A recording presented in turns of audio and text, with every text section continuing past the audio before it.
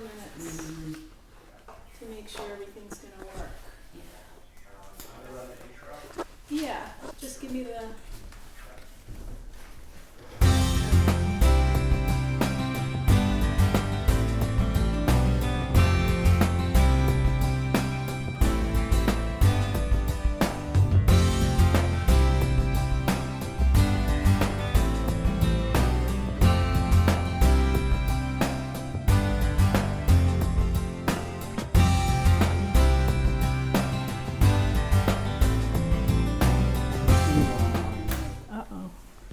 Chest and throat.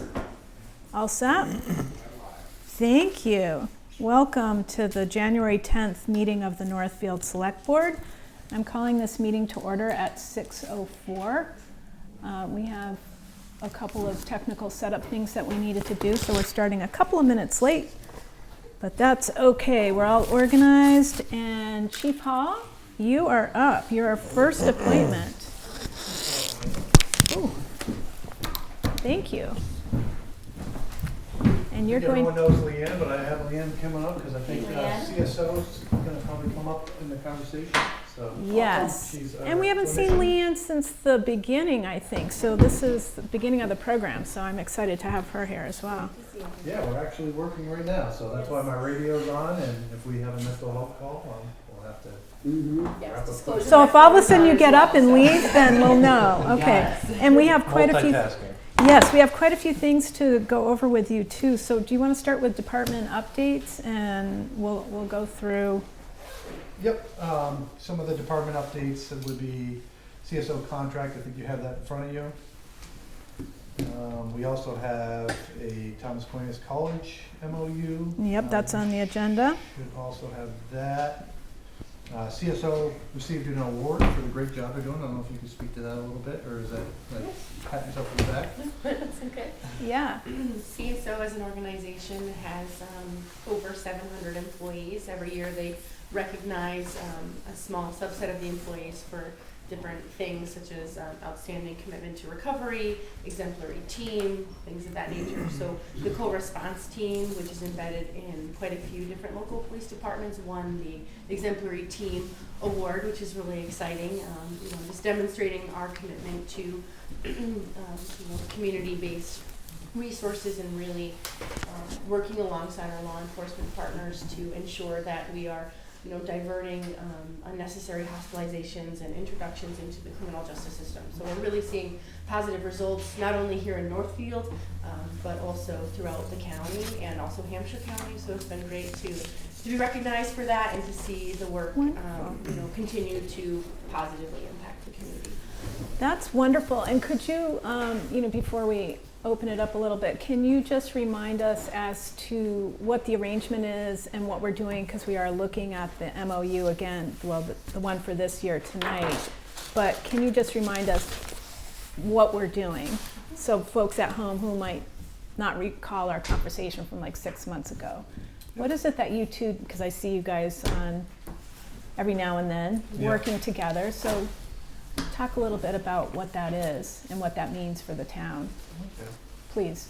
It's a regional program, so we partnered up with Gill, Bernardston, Leverett, Irving. Yep, Irving started it. And so Leanne's available to all these communities. So if something happens in any of those towns right now, she's riding with a police officer that will then respond to the crisis. And we'll have a mental health worker, clinician trained for that kind of thing readily available.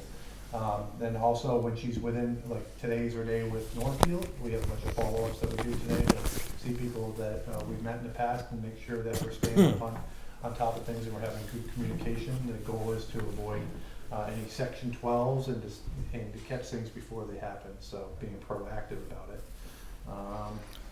That's basically it. It's the regional system, so we never know what's going to happen or where we're going to go, and every day is different. So I think she likes that about her job.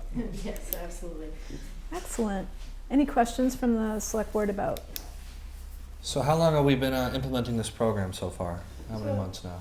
Officially, the grant began July 1, but I began being embedded in those respective departments as of May 1st.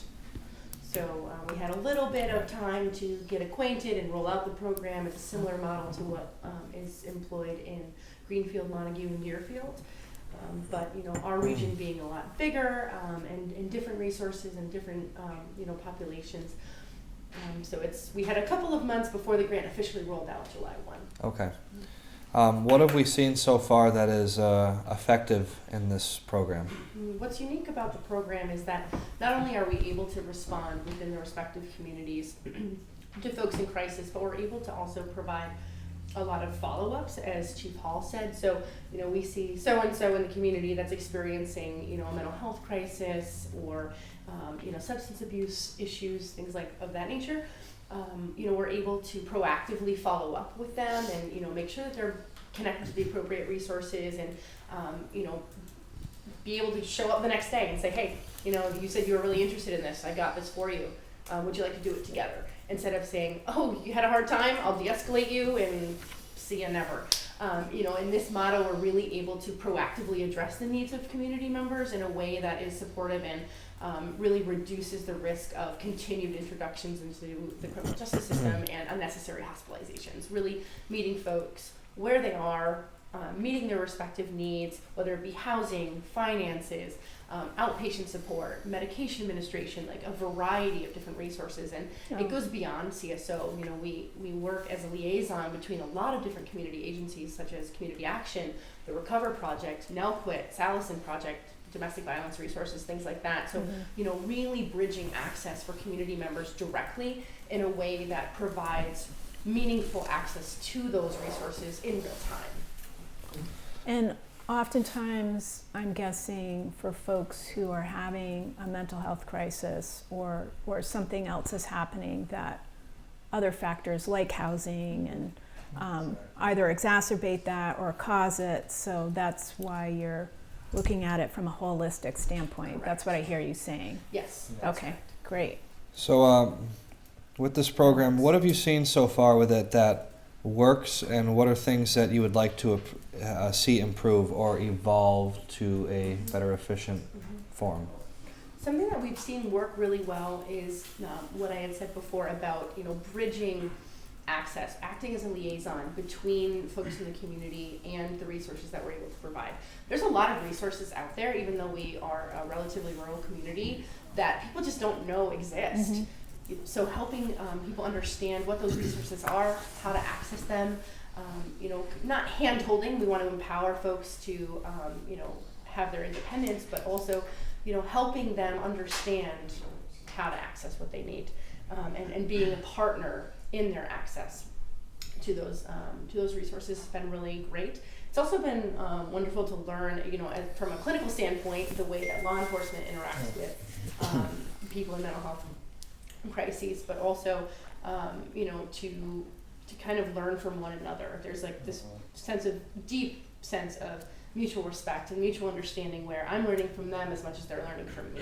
And, together we've really, in just 9 or so short months, have come to this sense of really deep mutual understanding and respect for our respective positions, but the way that we kind of blend together to really get folks what they need.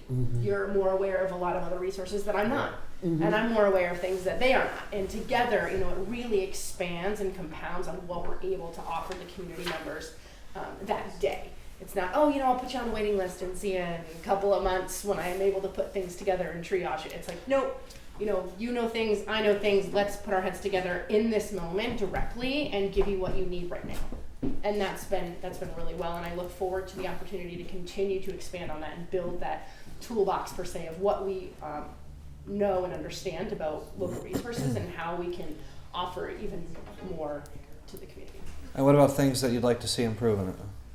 The way that we understand what the resources are. I can't say I know everything, and I can't say our officers know everything. So there's always more opportunities for growth and learning in that way, or learning how to leverage different agencies, or not necessarily delegate, but see, in what way can Community Action do this, or the Recover Project do this, and kind of figuring out how we can even, build or better build those relationships with our community partners. Gotcha. Mary. Yeah, thank you. When you're going to, how do people get like pamphlets and knowledge of your services So typically, without you even visiting them, I guess? CSO is a really great resource. Not to plug my agency, but they Right. have a lot of really trained support specialists that Mhm. understand the nuances of the mental health system, and we are the community behavioral health center. So we are designated through the state of Massachusetts Mhm. as that community resource. So if you call that person, whoever answers the phone, that clinical staff can help triage a person. But part of our job is to do that community promotion, to make people aware that CSO or mental health or even law enforcement is a channel of access for Yeah. more support in the community. I just have a follow-up to that. So is there like an 800 number, Yes. right? And then on top of that, you know how there's billboards and advertisements for suicide hotlines? Is there any money in the budget for this particular program for more widespread? You know what I mean, John? Yeah, There is a yeah. phone number that anyone can call in the United States. It's 988, Mhm. and that will get you to a local crisis center. If Okay. you're around here, it should. There are definitely kinks. It's a brand new program that should get you rerouted to CSO, Clinical great. Support Options, for those who don't know the acronym, because there's so many acronyms. There sure is. Yeah. But Clinical Support Options is the local community-based community behavioral health center that is able to triage those calls and get people what they need. So, Perfect. you know, someone with substance use issues is different than someone maybe experiencing suicidality, Mhm. and those trained professionals are able to really triage to the appropriate resource. Great, thanks so much. Yeah, and I would add onto what you were saying about, there's a degree of us learning from each other too, just by being in the presence of each other. So learning tactics that she uses and her communication skills and the way that an interview might go with someone and how she's able to de-escalate, we can then take that upon. So I might use that the next day when she's not around, because she's not always there. So Right, right. And she works 11 to 7, so we can use those tactics. We go to training together. And it's one thing to hear how that stuff works, it's a different thing to actually see someone implementing them and then you utilizing the same tactics that you actually watch and see that were effective. And to your point about resources being available, that's kind of what the issue is that from my perspective, I know where to go to see the resources, and I always put it out there to people, but if you don't need the resources, you're not really paying attention to it.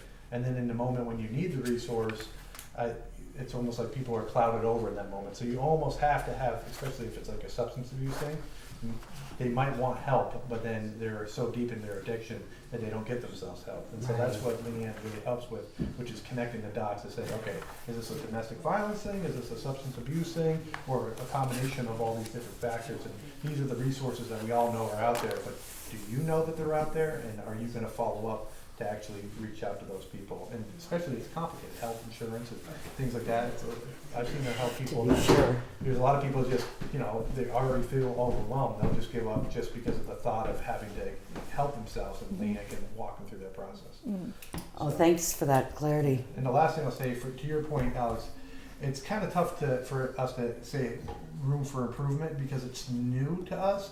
And so we don't really know what we're doing wrong until it happens wrong. Right. So we meet together once a month with the chiefs and Leanne and CSO, and we go over things that happened that month. And we try to build from there and improve. I think those meetings are now going every 2 months, I think.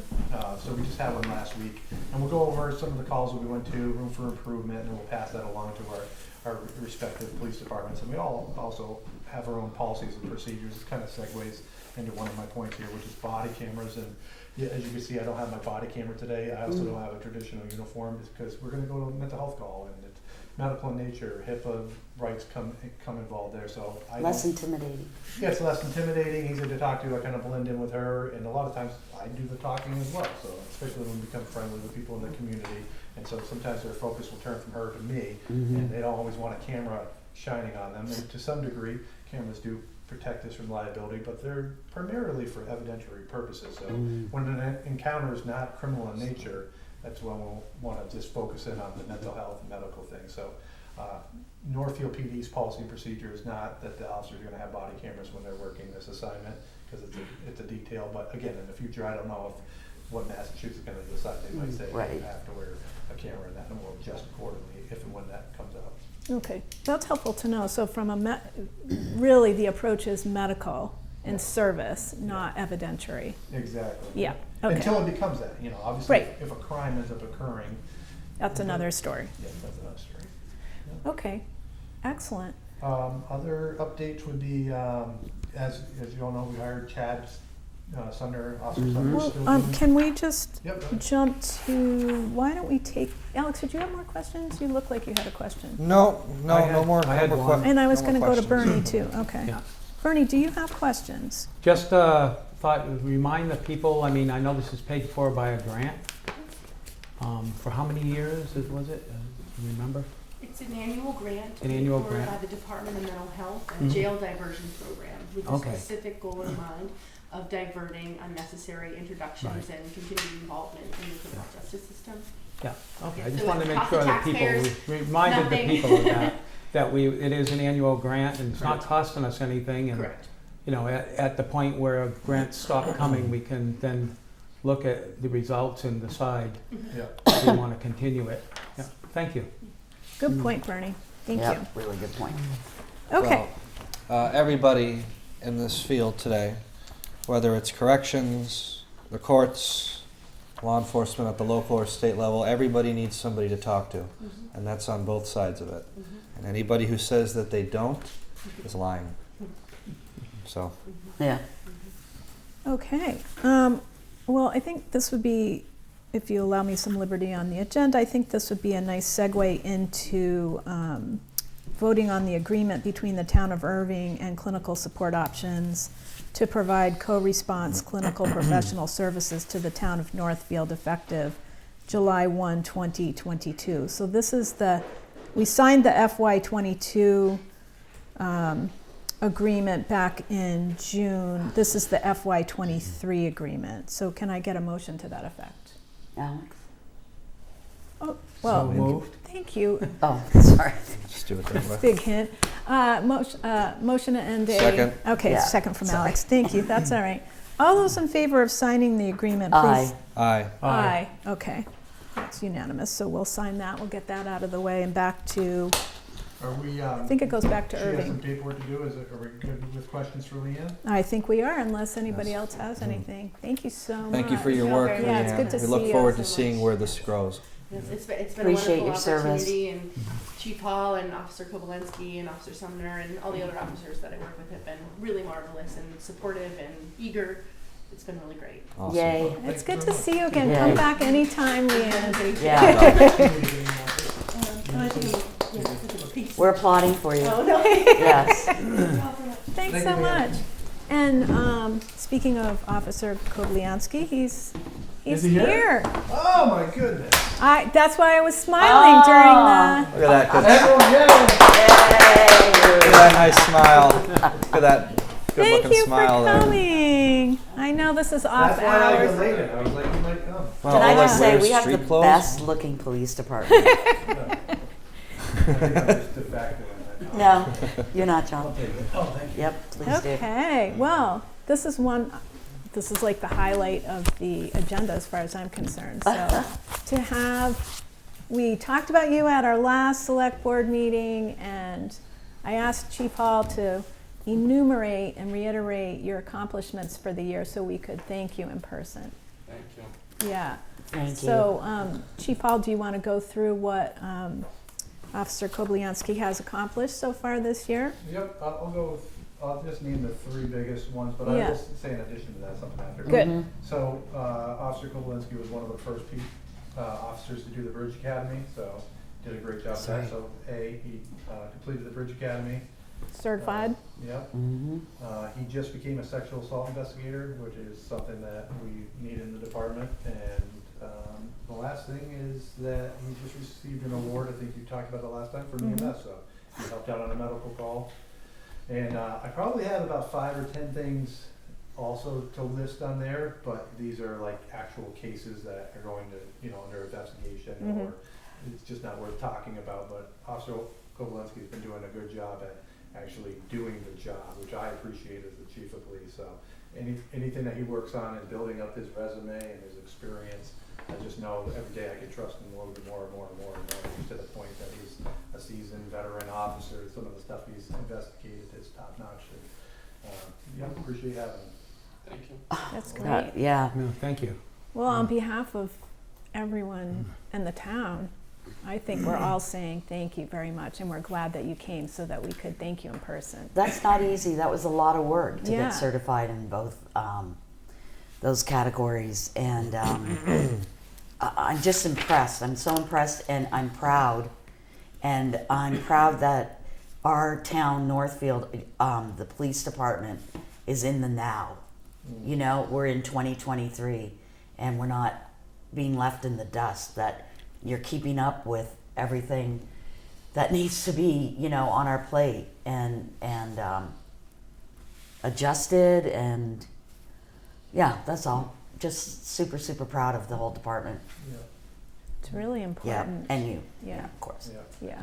And this, from a chief of police, is not exaggeration of how difficult this job is. I know that we're in a small town, but calls that we go to, it's really, there's a lot of discretion involved in the independence to be a Northfield police officer when you're by yourself and you don't have another supervisor, and you have to make split-second decisions. And I have to have that confidence that I have the officers to make that. So he's been doing a great job of that. He's not shy to give me a call if he doesn't know what to do, and we That's always good. We Yeah. work through it, but I know each and every time that we go through that process of building someone up for the future that has complete trust and independence, and we can all as a community trust Officer Kowalski, so appreciate it. Yeah, Excellent. we do Anything too. else? Oh yeah. Alex, or So like I've seen you how many years has this been that you've grow in your field for quite a few years now. I remember the first time I ever saw you was at MIMS, back when the cops would hang out at MIMS, and you were so new then, and so fresh, and and it's so easy He's to tell. still fresh, Yeah. but he's not jaded. And I've watched you grow in this field. I've watched you in town. I believe in you, and I also think that you are evolving as a person as you've gotten older, and also evolving with the community that you've loyally and faithfully chosen to stick by with your career. And as a member of the Selectboard, I'm looking forward to seeing where the future goes for you with Northfield, and I'm just really glad to have you, and I'm also glad to have you be somebody in town that can, somebody can talk to. Because like I just said a few minutes ago, everybody could use somebody like that. So thank you. And I'm also glad to be here. Yeah. Oh, good. Ernie, did you have anything? No, I just thank you. Everybody said so much. Just, heaping more praise on, embarrassing more. Yeah. So, no, just doing a great job. And I've heard all positive things about you. So and just keep it up, and I'm glad to have you on the force. Amen. Thank you so much. Yeah. Did you get your Yeah. pin from EMS? I did, You yeah. did. Yeah. Okay, good. Yay. Thank you. for showing up. Thank Okay. you so much. See you around. Alex.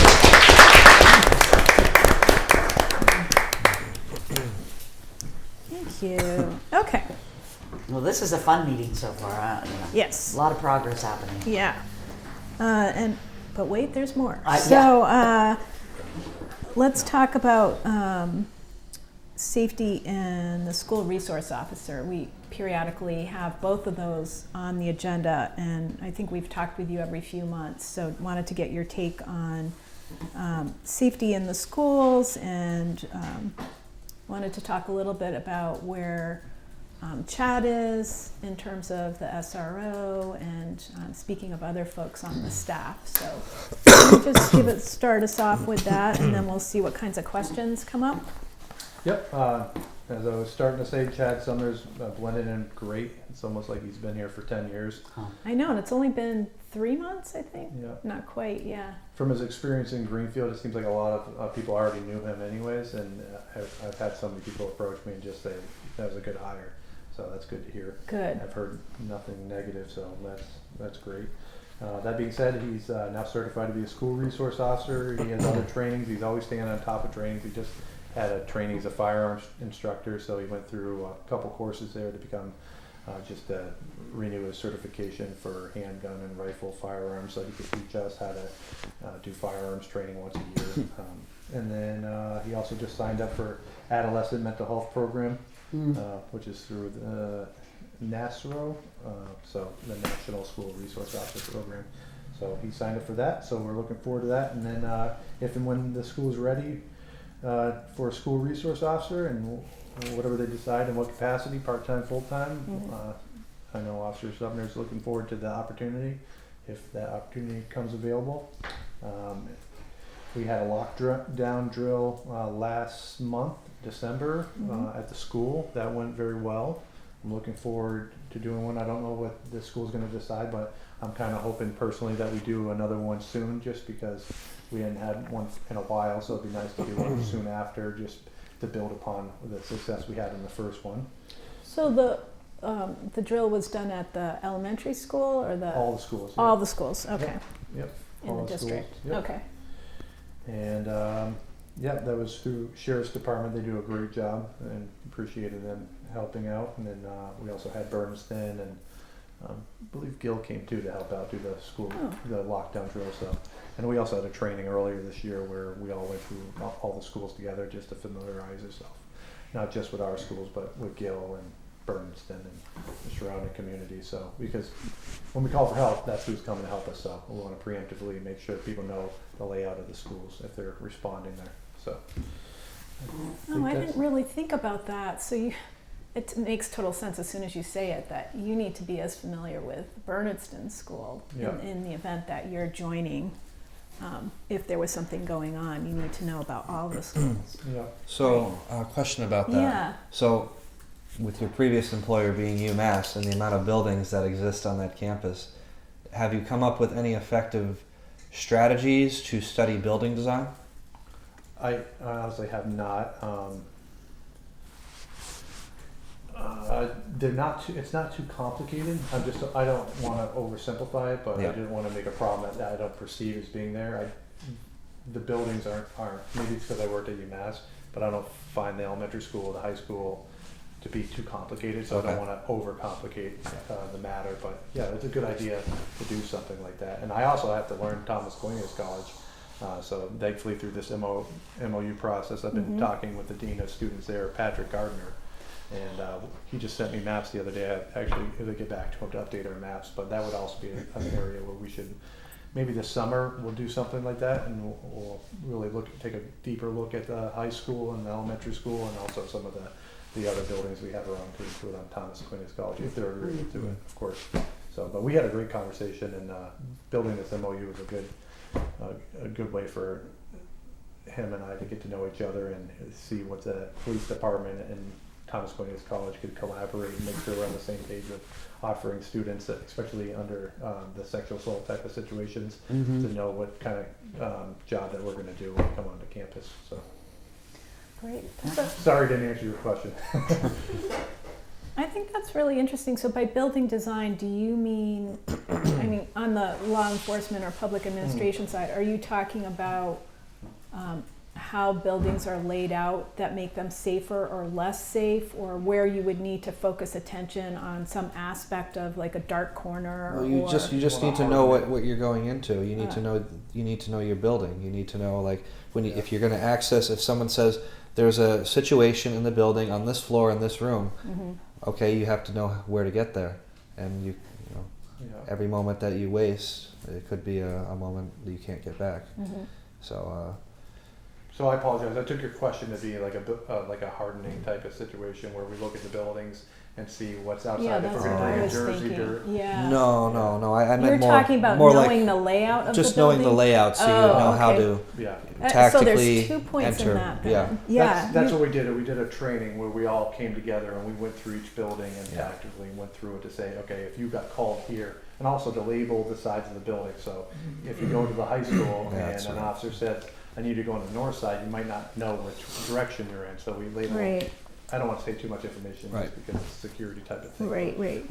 We're all on the same page about how to get into the building, what side, where Okay. we might park a cruiser, and if you see a cruiser in a certain position, what that would indicate to you, so that kind of tactics Yep. involved. That's right. But yeah, I thought you were talking about like target hardening and things. That's what I thought. Which it So- does matter. I mean, we Yeah. have talked about it. It's like in the elementary school, if you look at the cafeteria, maybe putting up some more pillars or posts there. So Gotcha. So there's really two aspects to that. So it'll be interesting when we have an update in the future if you've done more on the hardening aspects or other Well, things, changes that could be made. I know this versus- isn't an agenda item, but Right. while we're talking Well, we are about talking about safety. so- building security, nothing is more insecure about a building, unsecure, when the teachers want to prop open a door to let fresh air in the room.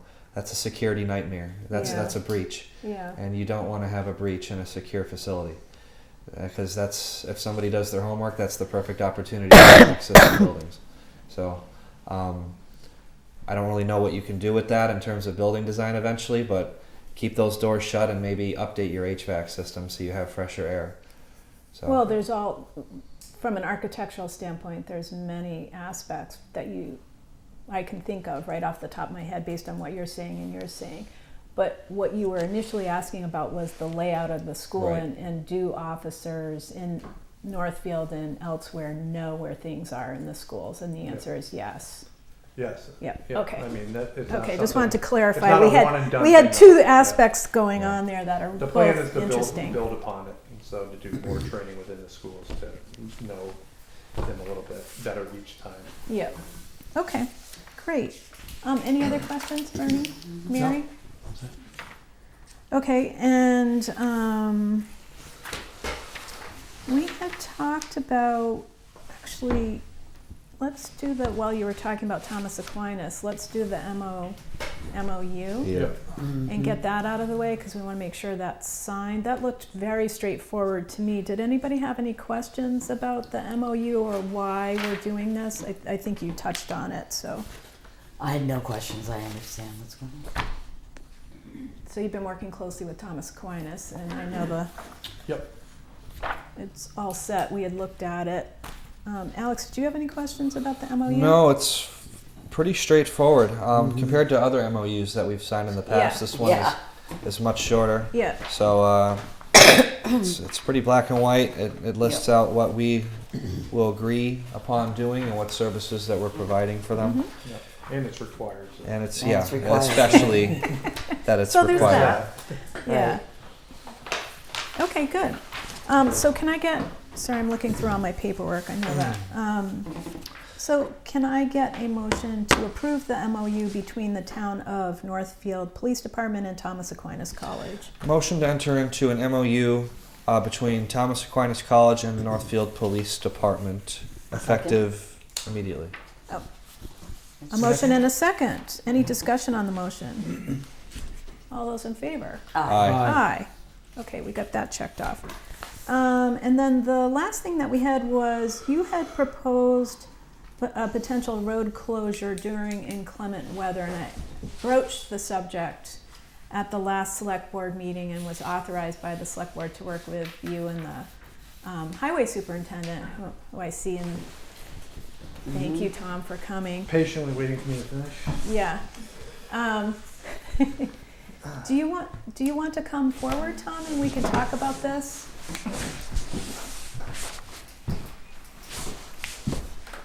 I'm sorry I haven't had a chance to talk to you individually prior to the meeting. We actually haven't talked about it either, so. Yeah. Okay. So it may be one of those things where we talk about it and then we actually act on it at the next meeting, or we need to write something down. We have the town administrator. Can you just tell us again what the idea is, and then Yeah. I'd like to just get some thoughts on it and questions and see how we proceed. Yep, so this is my second winter here. For whatever reason, when you go up Gulf Road, it's like another universe. And so when it's raining down here, it's icy up there, it's probably impossible to deal with from Tom's point of view, which I totally get. But we have so many accidents there, and I'm personally in fear that, you know, one of these accidents is gonna lead to someone's death or something like that. And is there anything that we could do proactively to prevent some of these accidents? Not just for the property damage and for this health and safety of people, but also the people responding there. Like, every time we do this, we usually have a cruiser or fire department members that are going up there and putting themselves in danger because it's that dangerous of a roadway. So I was just thinking, on a very basic level, Tom might have other ideas. Whoever has whatever ideas to add to this, but it seems simple to me that I've been shutting down roads for my entire career when they get dangerous, and we could put up a sign that says dangerous conditions, local traffic only, or something like that. Irving would be willing to do the same thing. Obviously, the chief of police there, Holst, would have to talk to his own select board in town before they made a decision, but it's just preliminary thought on that. It would just be an officer's working. We already had the signs in place. The officer grabs the sign, puts them up during the conditions. If the roadway then becomes safe to pass, they would take the roads down, but it would cut down probably a good 90, I don't want to exaggerate, but 90% of the traffic at this point. So there'd be a big detour? It's not even a detour. They'd be going the way that they should be going anyways, which is up Route 2, then cut over to 63, as opposed to their GPSs are telling them to go. Oh, that's right, that's right. Gulf Yeah. Road, and that's what we're dealing with. So we're not Yeah. trying to prevent local traffic from going through, or anyone even that's used to the roadway. If they want to risk it, let them go ahead and risk it. But this is all the people that are traveling, just following their GPSs, that have no idea they're about to enter another universe, and that's dangerous. And Come So it's sliding down the hill. it yeah. looks completely fine too. You're driving at 1 second and the road's like, oh, not that bad. And sometimes the road just, ice is only just with a mist. It could look perfectly dry or just a little bit wet, but it's actually just pure ice. Am I wrong on any of that? Oh, Okay. So, it happens quick. so whether the signs have like a blinking light, or I don't care about the designs of them. I don't care about how they're written. Just give me a sign that I could have my officers put up. We could do it there. We could do it at South Mountain, because that's also another issue, because if they make it to there, then they're going to go down South Mountain Road, which will run into the same issue. So it'll take us 5 minutes of the day, which is worth it for art if you're looking at the time that it takes us. Like the other day, I don't know if it was an exaggeration, but there was 30 to 50 cars stuck up there. And so that's going to take the officer a while to deal with that kind of traffic issue. So, 30 to 50? yeah, 30 to 50, yeah. That was the first snowstorm. Oh. Yeah. So it's no fault questions. of the Yeah. traveler, because their GPS is setting them that I'm not way. going to say it's no fault of their travel. But yes, there are people that aren't at fault. Like the last person I pushed out of there a couple days ago was just traveling along. It was not their fault at all. It was just completely glare ice. And they'd already came and salted and sanded, and it's just tough. It's a tough road. So. The cars are lighter. There's definitely a lot of issues. All that scares me is this rerouting is going to send them. If you reroute them, like you said, South Mountain's worse than Gulf Road Yeah. in some conditions. But the other thing that scares me is when their GPS starts rerouting stuff. We've been out Old Wendell Road, for instance, on the dirt section. Next thing they're going to be down there. This is what we found every time there's been an accident or power lines, or anytime we've closed it. This rerouting on how their GPS works, to me, this whole thing of this GPS needs to be dealt with on a higher level than just us. I mean, Well, the truck traffic's still, I mean, it has slowed down some, but I mean, I was up there the other morning at 4 o'clock in the morning and 3 box trucks came down. Yeah, and they know that they're frequent box trucks that we see all the time, so they know the signage is there. It's you can't fix what people don't wanna. Yeah, I would say at least experiment with it. I'm not sure that the GPSs would reroute, but people that live locally are always, that are used to taking that cut through, are going to find what he's talking about is going to find those little roadways and cut throughs. They're going to end up in a predicament either way. But again, a lot of the drivers aren't from around here. They don't know what they're driving in. They're not doing anything that's necessarily negligent or trying to do anything to endanger themselves, but they end up going on Gulf Road and crashing, or crashing into someone else. So Jeez. I think we've gotten really lucky. Connection is unstable. Locked again. Oh, no, we can hear We you. can hear We you. can hear you. Okay, good. Sorry, I was locked out. Oh, Okay. any other? Sounds like a real pickle. I mean, Well, it's gotten worse over the years. I mean, when I started here 21 years ago, there was nowhere near the traffic. And then as Yeah. GPS came into play, and it's New York, Connecticut, it's amazing the traffic that's up there. And it's ski season. Yeah. I've seen the worst of vehicles on that road. I've seen, like I said at the last meeting, because it just sticks in my head still, people in their 1995 Plymouth Neons with bald front tires is not thinking with the correct part of their brain if they're going to access a road like that. I'm sorry, but you're not if you're going to attempt that road in a blizzard. And the fact that they don't know the road, or that they are thinking that it's just going to, be a little tiny hill is, I understand that could be their defense. But I've also seen $100,000 Range Rovers with Acapulco snow tires get stuck on that road too. Yeah. Because they don't know the road. And but Well, and one false move coming down and you're Right. not familiar with it, any good driver with any good car could find themselves in a serious situation. oh yeah, I mean, I'm just kind of like up in the air on this. Yeah. Just because like procedurally, because I know the road, I know people like Bernie know the road too, and I guess I'm just trying not to use the word like inconvenience on local residents, but it kind of is a little bit, because I need to get over to Orange to do my business during storms when things happen, and it would be much more easier and more convenient for me, and I know that sounds bad, but also for a lot of other people too, to just access a road that we know how to access, we know how to drive on, and one that we've been driving on successfully and safely for the better part of 10 years now. I could drive that road probably with my eyes closed in some spots because of how well I know the road, especially since I used to live up there. My assessment is that anyone in this room could be the person that's not from Northfield that's going to crash on that roadway. So I don't really see this as people in Dodge Neons, or what are those Dodge Neons? They became Dodge Neons Yeah, after. whatever. It's fun to pick on people but I don't. That's not my assessment. I think the majority of people that crash there are crashing because of the road conditions. Right. I'm not saying that they're not going an extra 10 miles an hour over the speed limit, but if I sat there, most people are going at least 45 and then 35 on that road, probably 90%. If you did a traffic study, they'd actually raise the speed limit. But that being said, my idea is not. First of all, I'm not like stuck on this. It's not a cemented thing. But I'm not saying put up a sign that prevents Alex Meisner from going on the road. I'm saying put up a sign that tells people that perhaps they should go the longer way. That is actually not the longer way, because in a snowstorm, it's actually shorter to go the other way. That's what I'm talking about. So It's now we're not shorter. talking You're about not closing it. shutting down a road. You're just We're advising now. dangerous conditions, local traffic only, or whatever you want to put it. Don't shut down.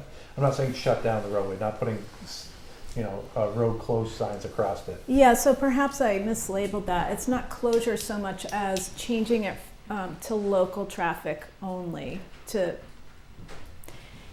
Anyway, you would need to come up with a procedure. We're just exploring the issue right now, and I also wanted to make sure we had plenty of, not to feel like we have to be pressured to make a decision tonight, so much as to, because I want people to weigh in on it, not necessarily tonight.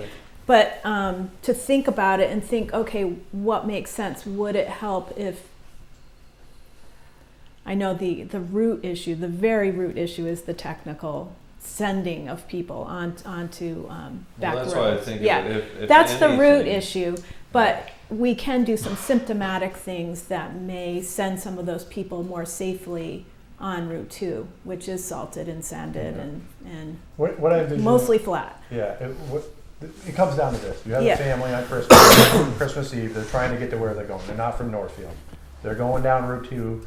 Their GPS tells them to make a right-hand turn on that road. Yeah. I want them to be able to see a sign that says dangerous conditions, Right. so they know what they're getting into, as opposed to going down the road and someone getting into an accident and making their day more lengthy, or whatever is going on, or the worst case scenario, which is someone dies in that accident, as opposed to going straight. Now, if they want to gamble it and make a right-hand turn, I'm not saying we set up police cars and pull them over for doing it, Right. but just to the people that wouldn't have made that right-hand turn if they knew how dangerous it was. Yeah. That's what I'm looking for. That's Yeah. when I Route 2 or here as you're heading up. And I think Yeah. a lot of people wouldn't make that turn if they just saw a sign and they were like, okay, it's 5-10 minutes longer if I go this way. Right. Especially when they're driving, it's already snowing. Where would Right. the sign be placed?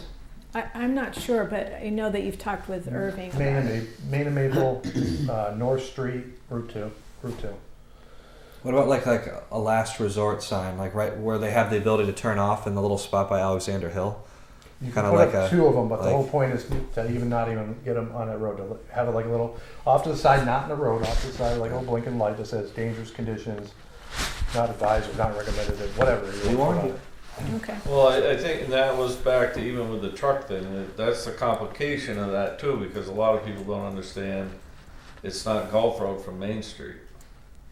So that's when we did the whole Yeah. truck exclusion, the confusion is it's on Maple Street, they don't realize that Maple goes into Gulf Road, so, but now they're committed, and that was the big thing with the trucks, is a safe turnaround. And I think this is something more that we should look into, possibly, I don't know if the state would even allow it. It's like a digital sign that's almost programmable, which they could program, like they do those 91 signs. Yep. And put something, I think it would be more right at the intersection. So when the car comes down, it has that availability just to go to Route 2 than to drive, not that it's that far, but what I hear from a lot of people is, well, I'm already this far. Yeah, that's what I think, yeah. You know, so you've got to kind of cut them Well, off. it's in for a dime and for a dollar, right? You're like, Right. well, maybe if I keep going, it'll all work out. Right, but Yeah. I think we could look into maybe a digital sign that could be programmable like they do like 91, come winter conditions, and say, you know, Gulf Road, South Mountain Road even, that way, when they're going down, if their GPS was to send them South Mountain Road, somehow that could be programmed. Okay. And I just don't like the thought of feeling responsible for something that I could have avoided by advocating to put up a sign. And if someone disregards the sign and they get in their crash, I'm gonna put that right in the report. They disregarded the sign for that there was dangerous conditions, and then instead of getting off on it, because they're not gonna have to pay their insurance and their deductible, because I'm gonna have to write on there that it was icy conditions, I can literally, now they're gonna have to pay all that stuff and actually learn a hard I lesson. mean, we could still put because there is a smaller sign, so we could invest in signs, you know, for our own safety, even on South Mountain Road, to say this isn't safe. Yeah.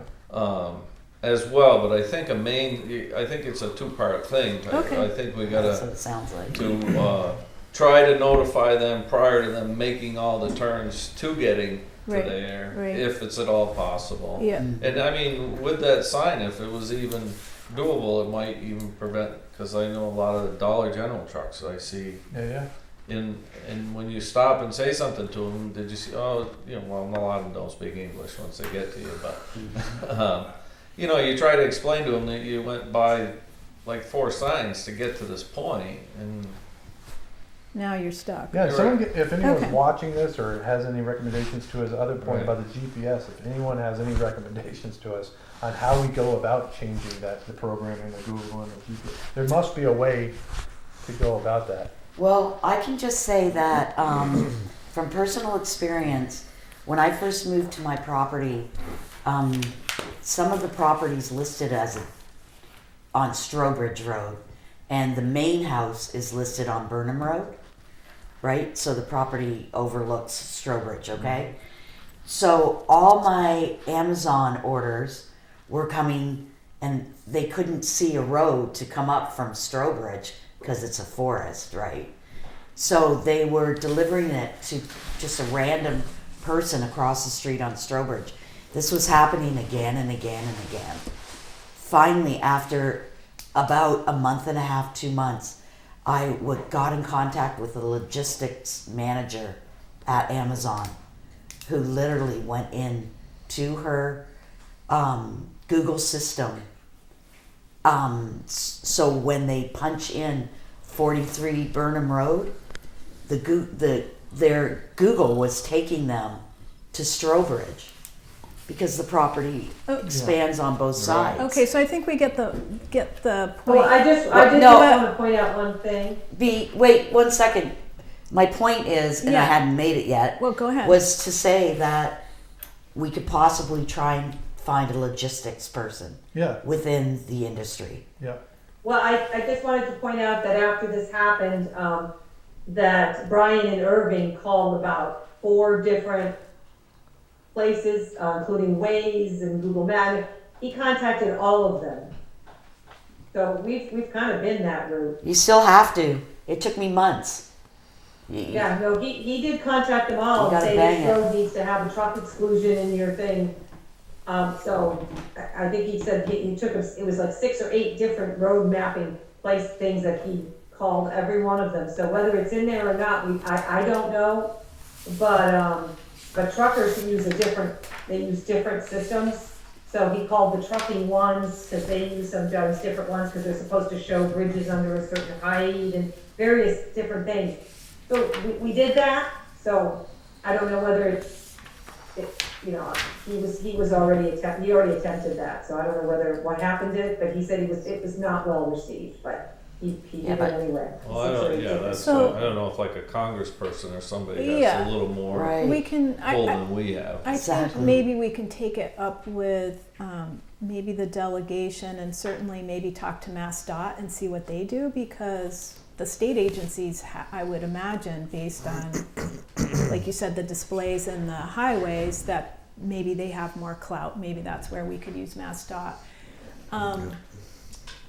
In the meantime, so I didn't mean to cut you off, Mary. Sorry, Dee, but sorry, yeah. the logistics part of it, I think what Andrea is pointing out, and what I know from having worked in Silicon Valley, is there's several. When you say one logistics, you're really talking about dozens, right? Yeah. So it's kind of like a whack-a-mole process of you get this, like Brian, when she's talking about Brian, she means you mean Brian Smith, the town administrator from Irving, right? Yes, Yeah. yes, he reached out to multiple ones to get this in place in their programming, that this was now a truck excluded road. Okay. He did pursue that route. So we can look into that, and then symptomatically and locally, we're talking about some signage perhaps that would alert everyone, but especially those not familiar with the area, that the conditions are dangerous, right?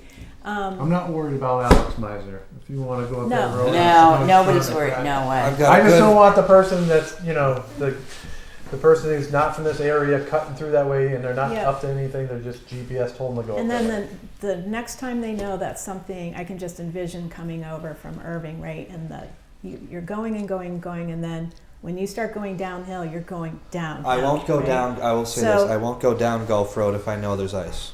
I will only go up it. I See? won't go down. Okay. That's coming from an expert. Okay. And then if we were doing that, I think what I was concerned about is procedurally, we're coordinating with Irving. There's the potential of having to contact whomever, myself or whomever is the chair of the select board, to actually designate something to do with the local road. And then really the coordination between highway and police in both towns. So, before we kind of land on any particular solution, I just wanted to be aware of those steps as well. So it's not like, okay, when do we put the sign out, and who has to be called, which I know you guys are used Whatever to. you I'm ran with, not. that's fine, but I wasn't looking to overcomplicate it. It's like at UMass, Yeah. there's a dangerous hill. Whenever it snows, we put up a closed sign at the bottom, closed sign at the top, because people Okay. are gonna crash. And the same thing could be done here, but we're not looking to close it, we're just putting a sign to warn people. Warning. Dangerous Okay. roadway. All right. And I dangerous apologize for conditions. using closure. That's okay. Okay. All right. And then the signs would be at Maple and Main, also near Maple, right where it turns into Gulf, near Alexandra Hill. So they Okay. have, because a lot of people will be cutting this way, and then maybe their GPS, kind of like the truck drivers, they make a right-hand turn and whatever. Yeah, and then they're Yeah. Bernie. Concerned, my only concern is that the plowing on the roads and the sanding, it's not going to affect that. You would still do that as if you would on a normal storm. Yeah. So the conditions of the road, I mean, if it's a bad storm, the conditions are going to be bad. But you're going to still be out there like you normally would. It just would be signs to try to get non-local people to not use the road. Yes. Okay. No, I we're just supposed wanted we still take care of it the same way we do now. I mean, Well, that's what I was. Yeah. I just wanted to make sure that that you were taking care of it. So if Alex needed to get there, he could. yeah. No, in both roads, both South Mountain, they have pretty much a designated truck, and then they break away when they can Mm-hmm. to go to other roads. But that's especially in a big storm. Mm-hmm. The other day, I mean, it wasn't much of a storm down here, But up there, I think there Oh, was, the right. truck went over 6 times, you know, to scrape it off. Yeah. But even still, he had just gone up and come back, and he said something on the radio, and he says, "Oh yeah, there's a car, can't make it, zigzagging all the way up the hill." So I mean, and he had just treated it. So Well, sometimes they come and bail us out, but the procedure would be, the officers, we would set up a new thing, so whenever you see that conditions, a lot of times we'd send a text, or we'll contact Tom, or we'll have shelter control contact, hey, the road's getting bad up here. In the meantime, we'll put up the sign, we'll literally just have the sign, put it up into place, and then they would come and treat the roads. And if the road Okay. was good in a couple hours, depending on the size of the storm, we'd take it back down Okay. till the next time. Okay. So let's work out the details and bring it back. I'm in no hurry. And then, but I like the creativity and the preventative, right? That we're talking Measures, about Yeah. what's doable. We're talking about what the root issue is and how difficult that is to solve with all the technical companies. And then we're talking about, let's try and do something symptomatically that would work. So let's get the details and bring that back. In the meantime, that gives anyone in Northfield a chance to further weigh in if they want to send an email or a letter to us about it. And any other technicalities of like needing sign off from chair or something like that, we would just need to work that into the procedure. I don't know if we would need that if we're turning on a sign, but those kinds of details would need to be worked out with Northfield and with Irving, so we're all in Yep. coordination. Okay, all right, I'm gonna leave that there. I appreciate the discussion and thank you very much for coming. Thank you very much for the thorough update, and I'm sure you both will be back at some point to chat with us. Any other questions before I leave? Any other? Nope, we're No, good? Thank you. Okay, great. Thank you both. Thank you. Thanks, Tom. Sorry, everyone. Well, that was interesting. All right, let's move on to review and approval of warrants. So, Motion to approve the December 14th, 2022 payroll warrant of $4,501.18. Second. excellent, excellent. All those in favor? Aye. Aye. Motion, can I get a motion on the December 28th, 2022 payroll warrant of $79,147.56? So moved. Second. Thank you. I'm going to give you the motion on that. He beat you by like a split second. You got and Bernie got the second. All those in favor? Aye. Aye. Okay, and then December 28th vendor warrant. Motion. Mary? I You wanna move try? that we approve the vendor warrant for $309,000. What's the date? Thank you. The vendor warrant of 12/28/22 in the amount of $309,969.75 for the transfer station, health insurance, and highway wrap. Motion and a Second. excellent. Thank you. All those in favor? Aye. Aye. And payroll warrant. Motion to approve the payroll warrant for January 11th, 2023 of $76,000, $191.88. Motion and a Second. second from Bernie. Thank you. All those in favor? Aye. Aye. And then the vendor warrant for January 11th. Motion to please. approve the January 11th, 2023 vendor warrant of $1,066,905.75. I can tell you that 950-ish thousand of that is for the PVRS school assessment, Thank highway you. bridges and rails, and the ARPA sewer aerators. Second. Motion and a second. All those in favor? Aye. Aye. Thank you. Thank you for calling out that number. That is the largest part of our budget. Okay, review and approval of the minutes. I looked at these last Thursday and I didn't see a problem. They looked good to me. Okay, do you want to make a motion to approve them? Sure. I make a motion to approve the minutes of 12/20/2022. Second. Thank you. Motion and a second. All those in favor? Aye. Aye. Thank you, everyone. All right, interim select board meetings. There were none. Meetings and events attended by select board members. Bernie? None. What? Okay. Mary? Yeah, I'm gonna go before you be. Good, 'Cause you're please. gonna be here for a while. I did have a relatively quiet. Minor, very, very minor. I was able to reach out with Mallory Sullivan. Good, good. We just did it over She's email. on Yeah, Zoom I see tonight. that. Yeah. And she was kind enough to let me see the draft for the storefront improvement program. And I was super impressed with it for the ARPA Great. storefront improvement program. And she is wonderful. Replied to I only had 2 questions, and she replied right back to them and clarified things for me. And it all made sense. So that was really, really good.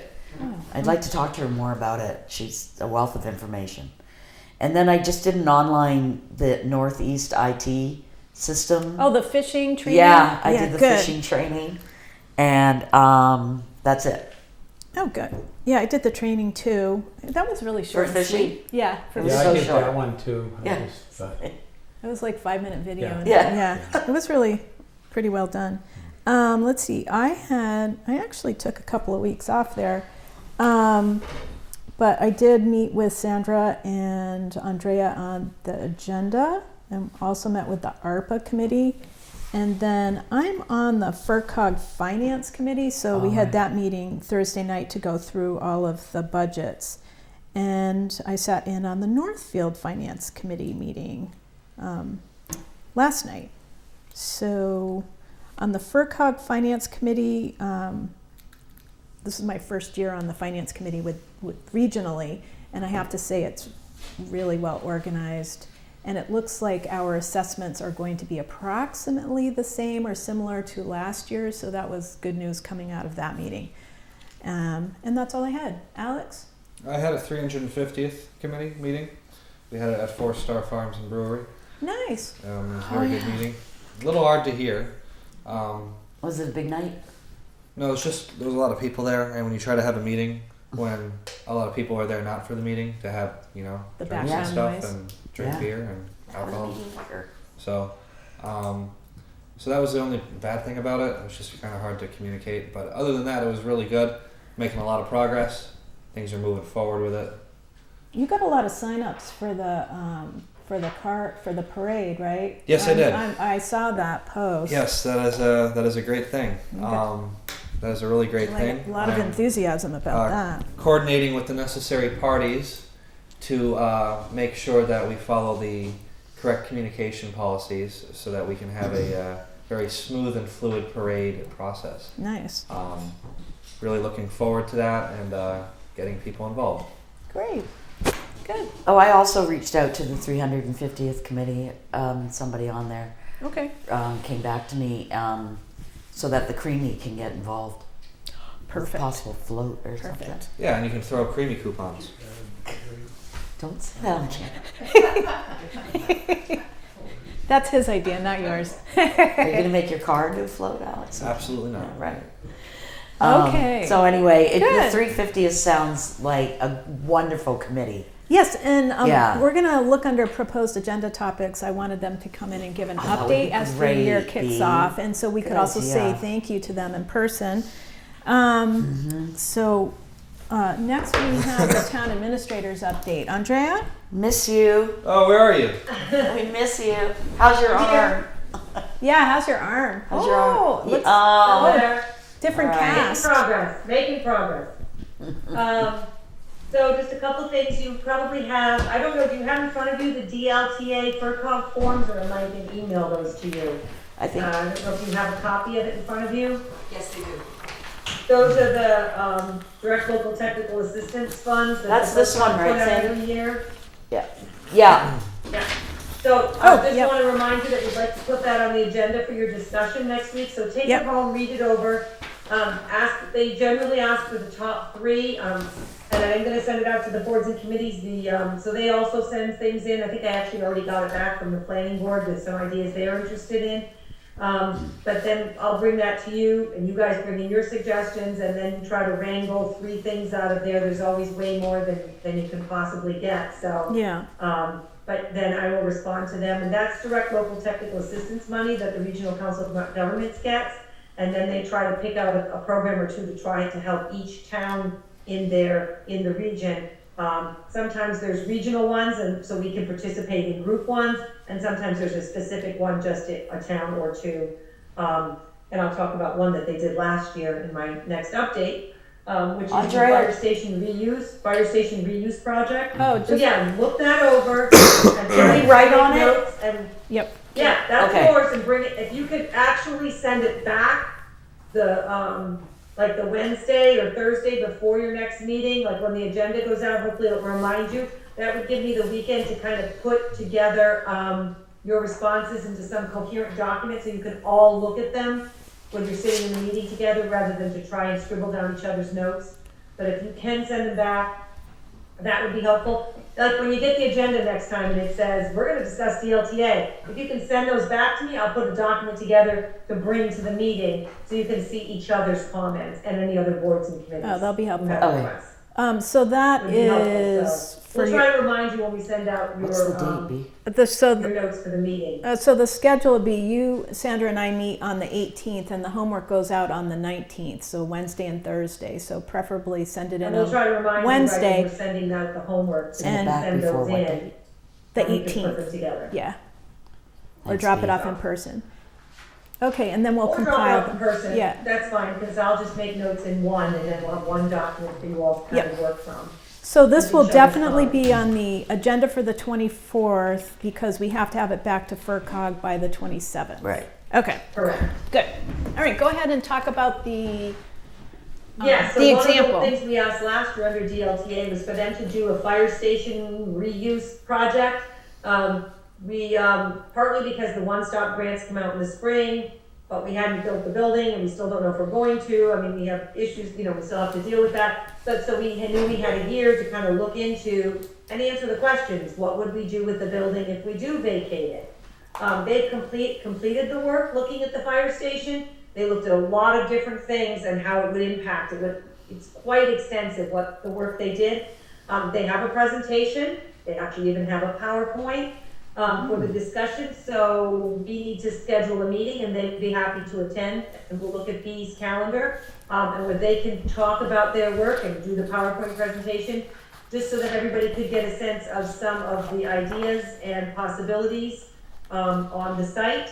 There is a one-stop grant that helps with technical assistance for reuse that is due in May, so the timing wouldn't be bad if we decided to move forward with that grant. That we could get a professional, they will help you hire a professional to actually start to talk about some of the plans. So I'd like to get the FERCog in to talk about that. Okay, Mary. Will the town be able to weigh in on this as well? Oh yeah, this is just the beginning of the process. This is just informational at this point. We need to learn about the site and the kinds of ideas. At some point, there's gonna have to be discussion. There might be a grant, and if you decide to do anything there might be expenditure, and certainly the town residents would have to be involved in any of that. Right. Yep, this is early. Early. This is Yeah. just to try to get out, so people get information.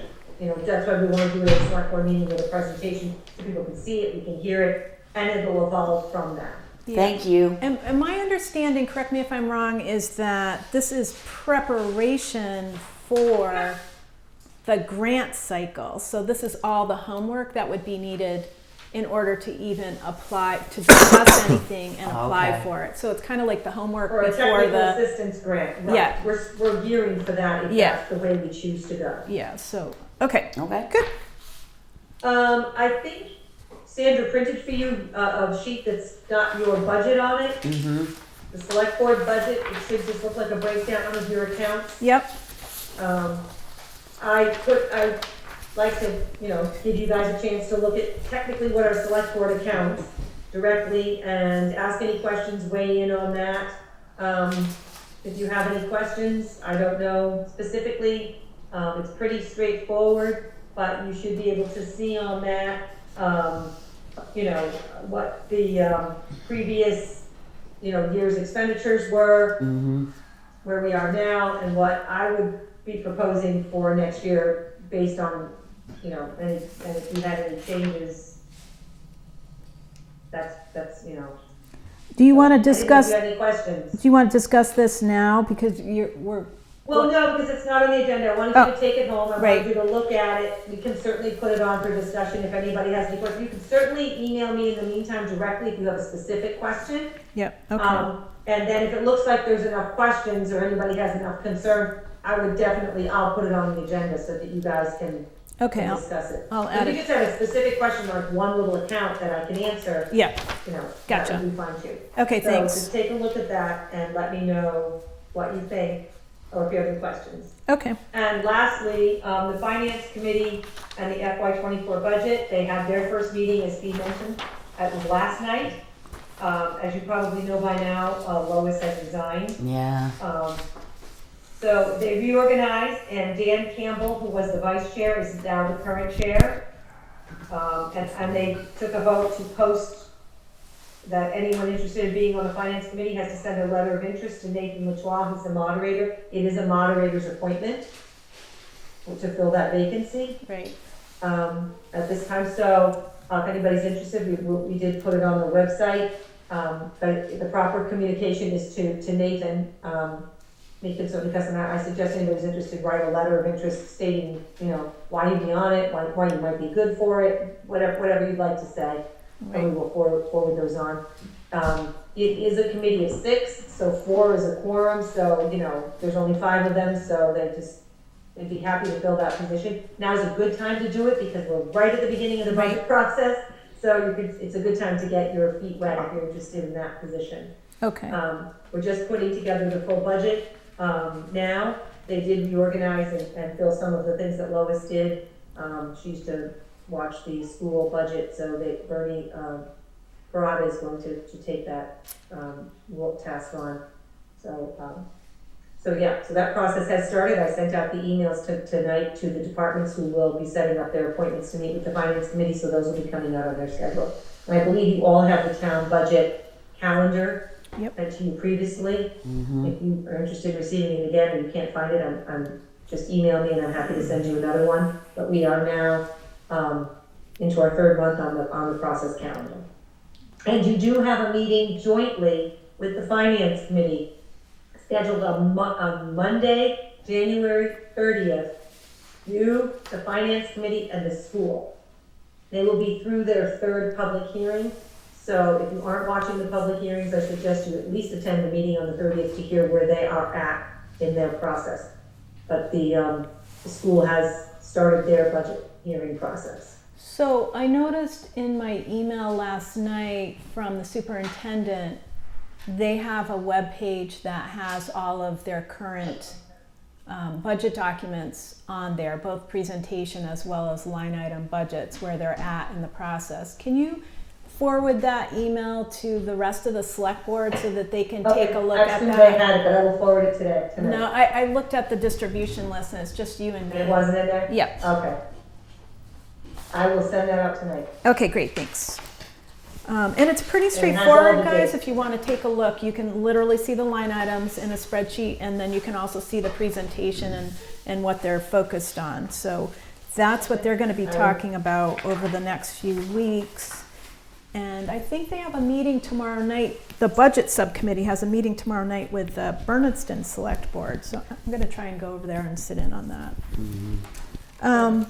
Okay, anything else? That's me right now. Great. We're focusing on budgets and moving into that, and that will become pretty much the hot and heavy topic for the moment. Okay, so let's move on to ARPA, a topic that we often have on the agenda. And we're gonna talk about the storefront improvement program that Mary mentioned earlier, and Mallory is on. Hi, Mallory. Mallory is Northfield's Grant Development Director, and her position was funded by ARPA, so it's an ARPA-intensive topic here. ARPA times 2. So do you want to walk us through this, and did everybody have a chance? I know you talked to Mallory. Yep. But this is quite a major step for us because we have talked about economic development as a priority, and this is like a huge move for us and for the town to actually put something into action. And there's quite a few pages. So let's start with Mallory's introduction and what she's trying to do, and then let's see what we have for questions. How about that? Sounds good. Okay, Mallory, welcome.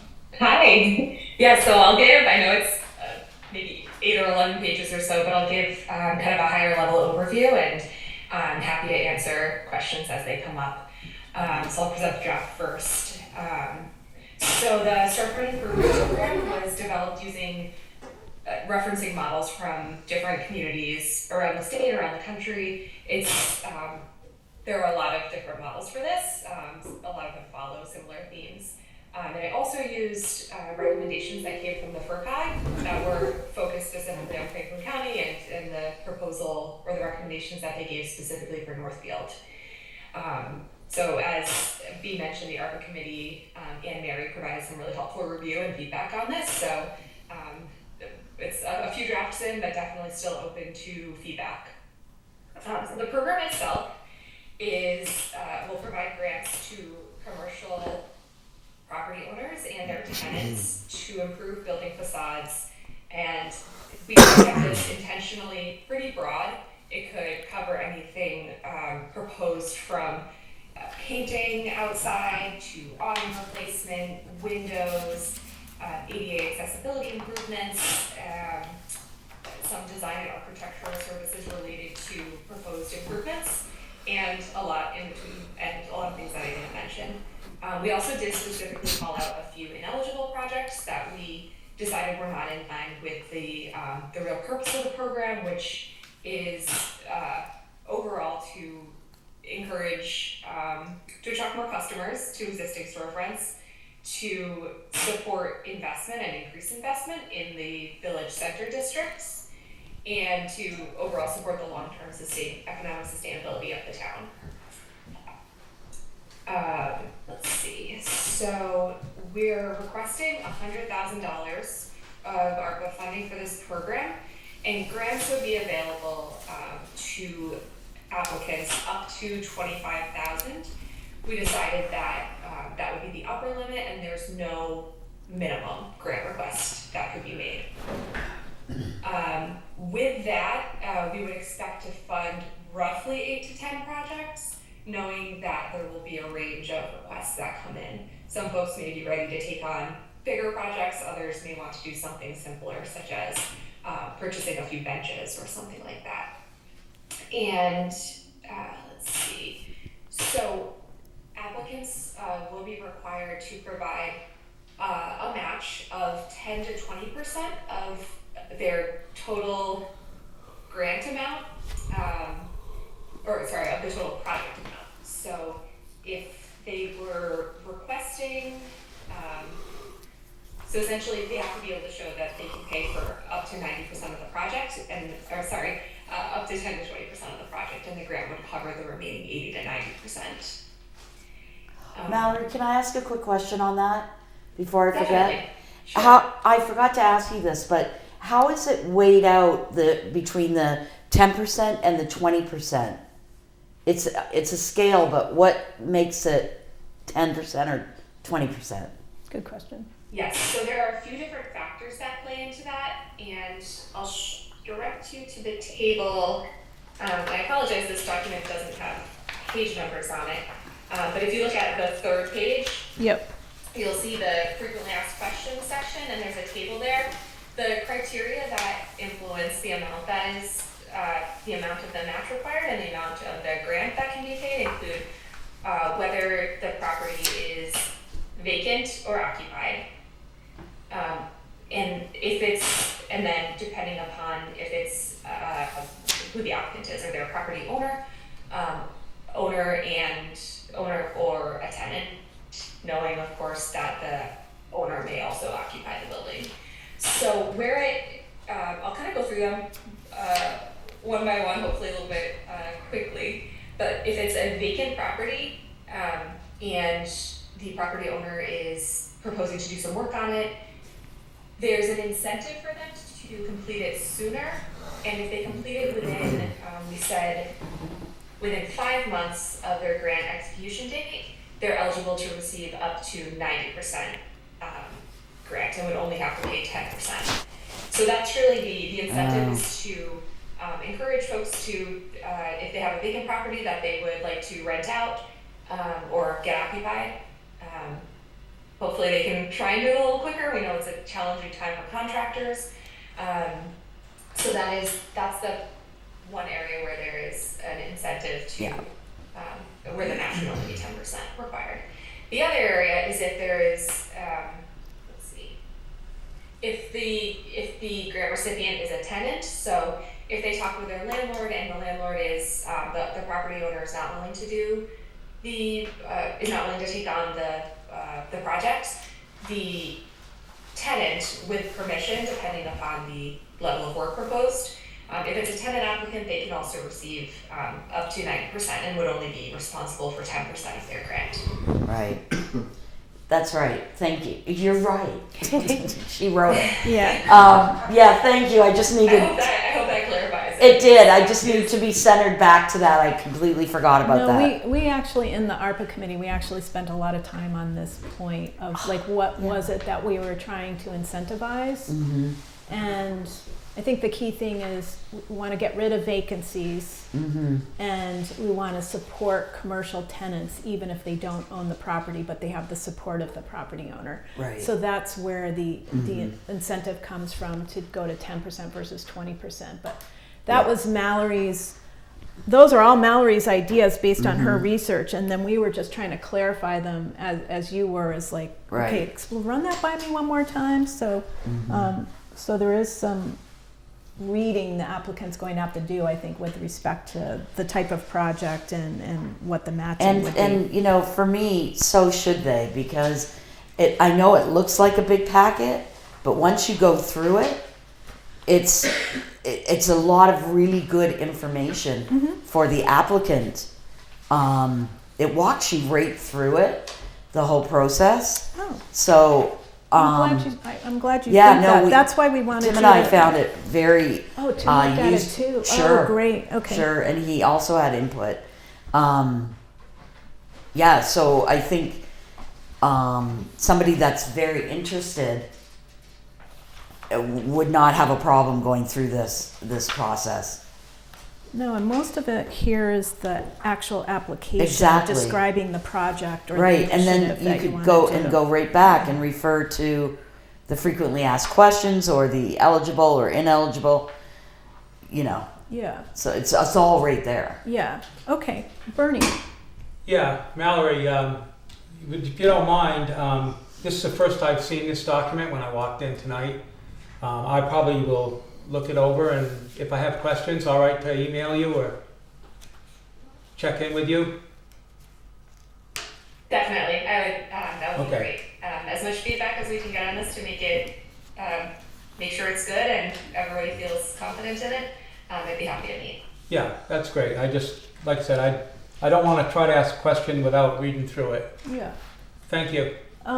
And really what we're trying to do is to make sure as we go through the ARPA list that we reserve funding for this program. I And we see. can adjust the dollar amount depending on the feedback and the interest.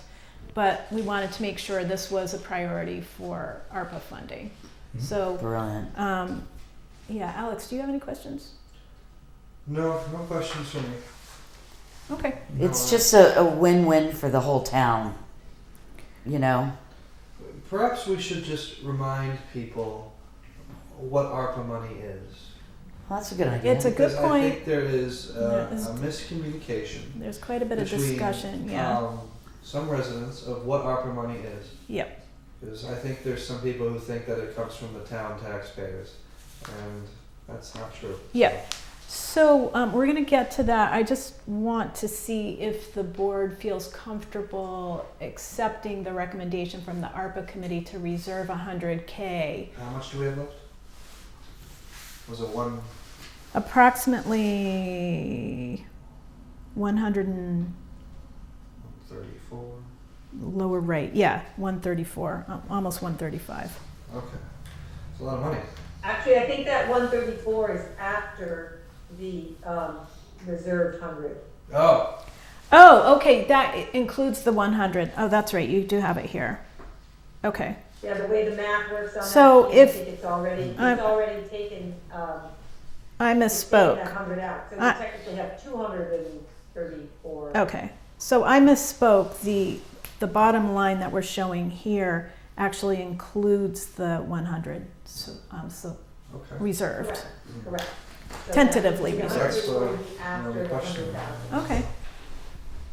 So with 100,000, we One have. question, Madam Chair. Yes. The ARPA money, that the fund that we have, Yep. what's the question is, it's used for building up the community, right? Say that Like, again. what the criteria for the use of the ARPA money is? What is for the building up of the community, like this program, storefront property, that desk that we were. Yep. So we're going to go through the list, and really what we're trying to do is, I think the way Andreas described it in the past, is to touch as many constituencies and projects and places in Northfield as we can. So what we thought would be helpful, which we do on a regular basis, is talk about an individual effort and then go through the list and see what's left. Okay, and so when I hear feedback from people that our property taxes are too high and, This things has like that. nothing to do with that, right? So because we have this ARPA funding, does not mean that we're raising our taxes to pay for things that we're paying with ARPA funding. We don't Because I get a have- lot of that right. feedback you hear. So Andrea, correct me if I'm wrong, but we don't have the ability to raise taxes as a select board. We go to the annual town meeting and we do a budget every year. That's why we're starting this budget cycle, and then we end up at the May town meeting where we literally go through all the line items. And Right. when that is voted in, that authorizes us for the next fiscal year. So we can only spend what's in the budget that's authorized. Right. This is federal Right. funding, and it's completely separate from that process. So it has nothing to do with the tax rate. It has nothing to go with going through annual town meeting and going through each line item. This is a separate process. The usage of this money is not hurting the public. No, it's not. Hurting? No. Right. It's not That's. supposed I just to. wanted to make that clear and out loud. It's supposed to be helping. And actually, Yeah.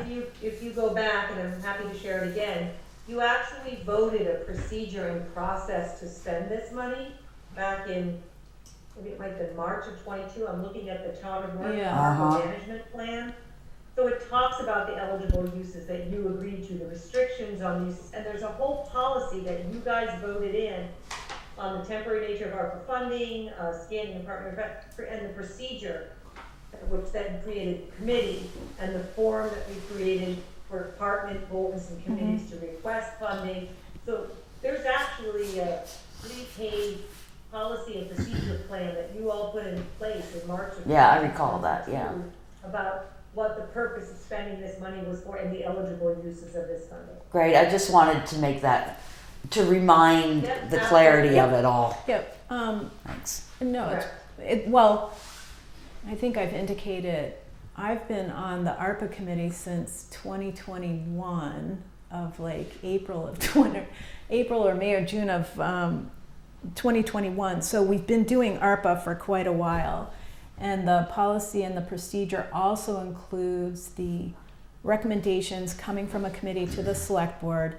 And then we have an audit paperwork that lists each and every expenditure, the purpose, the documentation behind the recommended expense, with the understanding, because when we first started this a long time ago, the concern was when you have federal funds, you end up getting audited from a federal level as opposed to the normal state agency. It's a different process altogether. So that's why we put that policy and procedure and audit paperwork in place early, so that if there was any question, it would already be documented from day Correct. one. I keep there's a standard application for every ARPA request, and then backup documentation that everybody submits to show their pricing and estimates and costs that goes with that paperwork. And I keep a file on every ARPA request, every expenditure, and every copy of every check for every single ARPA request, so that if we're audited, and I do report to the federal government, our next report will be April on the expenditure of these funds. So it's pretty tightly controlled at the town level through the committee, and then everything comes to the select board for approval, and then everything is kept in files and auditable and reported to the federal government, because Right. that's where the money came from. Right. It came at the federal level.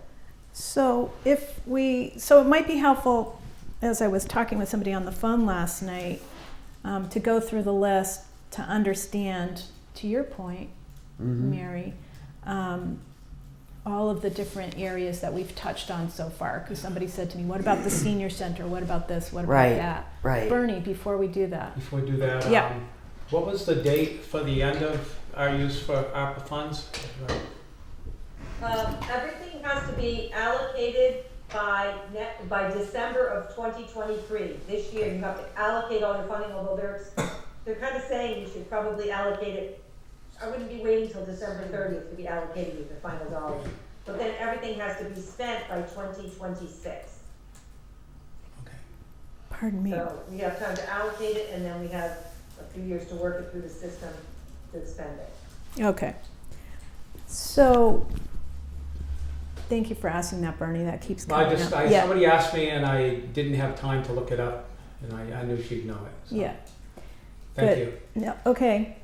So if we could just kind of run through the list of what we have on here, do you want to do that? And then there's a couple on here that we can delve into a little bit that I think will answer some of the concerns and questions.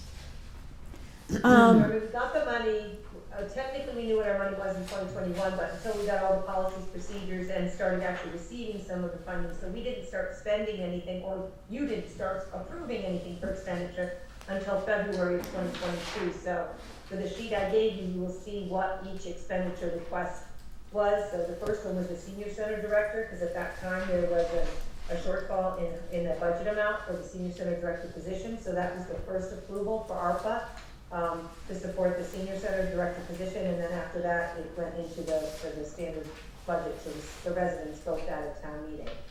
The second one was pagers. And this was for fire and ambulance. They needed new paging equipment on the new systems that they're on in terms of radio. Then there was a wastewater management plan. You actually approved 117,000, but you actually only spent 30-some. We wanted to show the grant that we stood by the full amount, but we actually had a match from the state. So in the truth, it was 117 minus 82,000. So it was really like 30-some thousand, but that was to help the wastewater department do a management plan, asset management plan moving forward to identify their projects. And then Mallory's position, up to $260,000 to support a grant development director position over the next 3 years in order to start to see some of the programs and some of the grants that we'd like to pursue. I've pursued a few, but pursuing them and then running them is very time consuming, and so having Mallory on board has made me very excited. The senior center, Speaking of Mallory. Yes, speaking new kitchen equipment. They had some very old kitchen equipment, so they were very excited about that. They've been doing a lot of meals and the Friday takeaway meals, especially with COVID, so that's been very helpful. There was an approval for Board of Assessors software to do some integrated software between two different packages that they had to bring them into compliance. That was $14,500. And then wastewater asked for brand new safety gear for $17,920, which they've been spending over the course of this year. Spent much of it, but not all of it. Their equipment was very, very old and outdated, and we felt, and everyone agreed, more of a safety risk than a safety gear.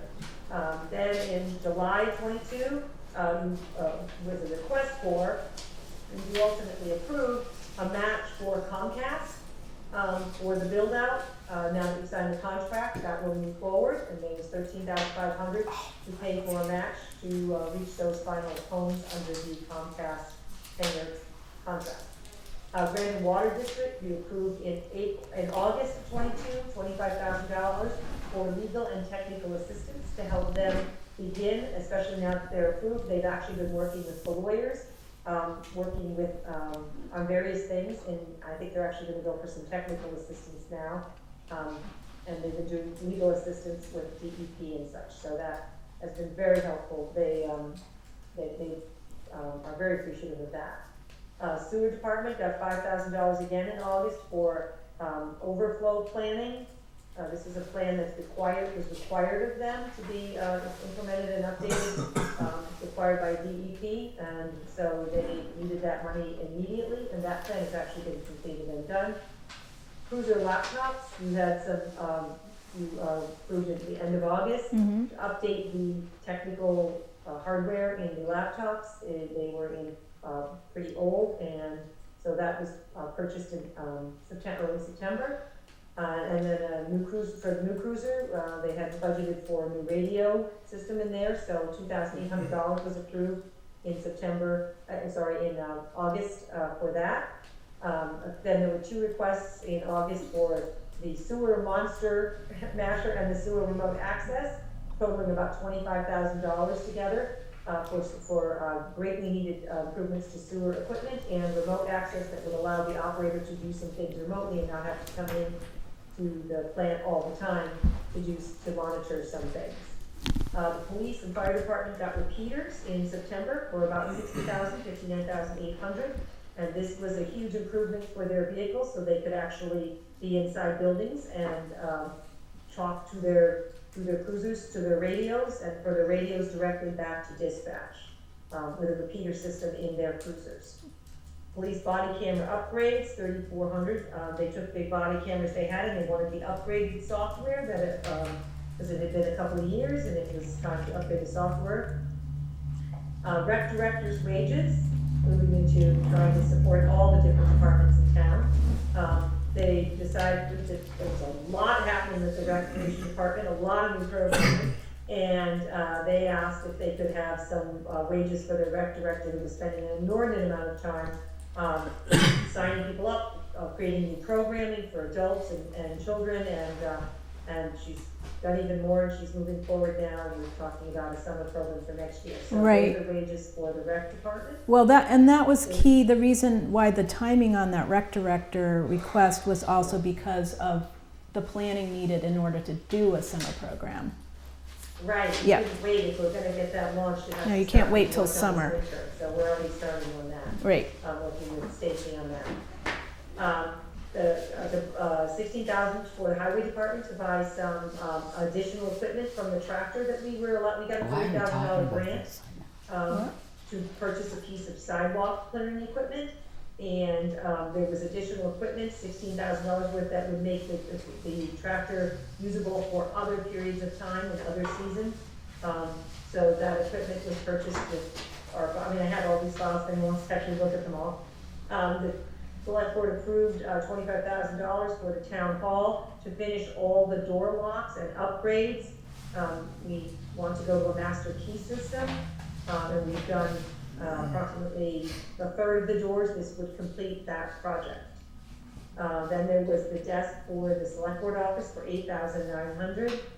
This was to Oh, no, that's the create a treasurer. 6-person standard meeting desk that can be used by anybody who's in that meeting room, and in the hopes that we can I would like to put some lighting in it, so you can actually read some of the material in your meeting. That the lighting in that room is very attractive and lovely historically, but it's not very functional. So- Plus there's a lot of wires, and you have microphones. I'd like to run some of that up through the inside if we can, and get some of that all off the floor, and make that all better, and that makes the room, it will make the room fit better, will be a fit. Hopefully not fluorescently. So that was a project.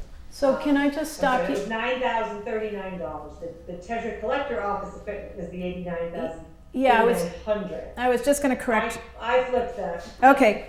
Yeah, the treasure collector in October we approved for her mailing equipment. Yep. Because they had her old system, and then they had used a private contractor who's gone out of business.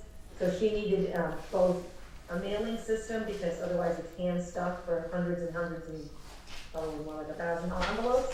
And then we don't have an industrial shredder at all in the building, so feeding those little shredders a lot of information, and clearing out some things that are in the safe, is just, it's not being done, we're actually piling up stuff because it's just so time consuming. So those were the two pieces of equipment, her office and then the select board meeting desk for 9,000. Wastewater treatment facility got some aerators, we go to 24,800. December 5th for the aerators, and now, brought to you now, but waiting for final, approval, is the $100,000 for storefront improvement that you're holding out, and then possible premium pay would be coming in the future. Okay, let me So, just stop you lots of right. projects. Let me just stop you right there for 1 second.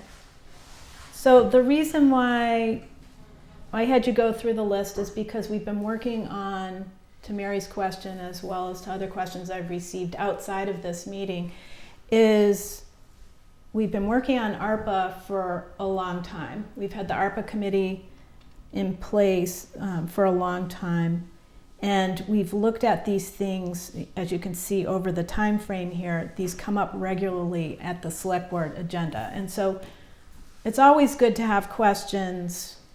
The reason why I wanted to go through the list was to give people a flavor of the kinds of projects that have already been approved since February of 2022. And then the other thing that I wanted to address was, does this make sense, Mary? Does this answer your question about why we're going through this? Okay.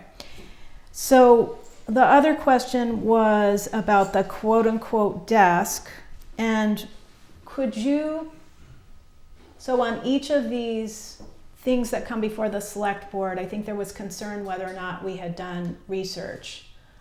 For example, whether or not we could have this built by the tech school, whether somebody also volunteered PVRS who doesn't have a woodworking. And I don't think I knew it was gonna be $9,000.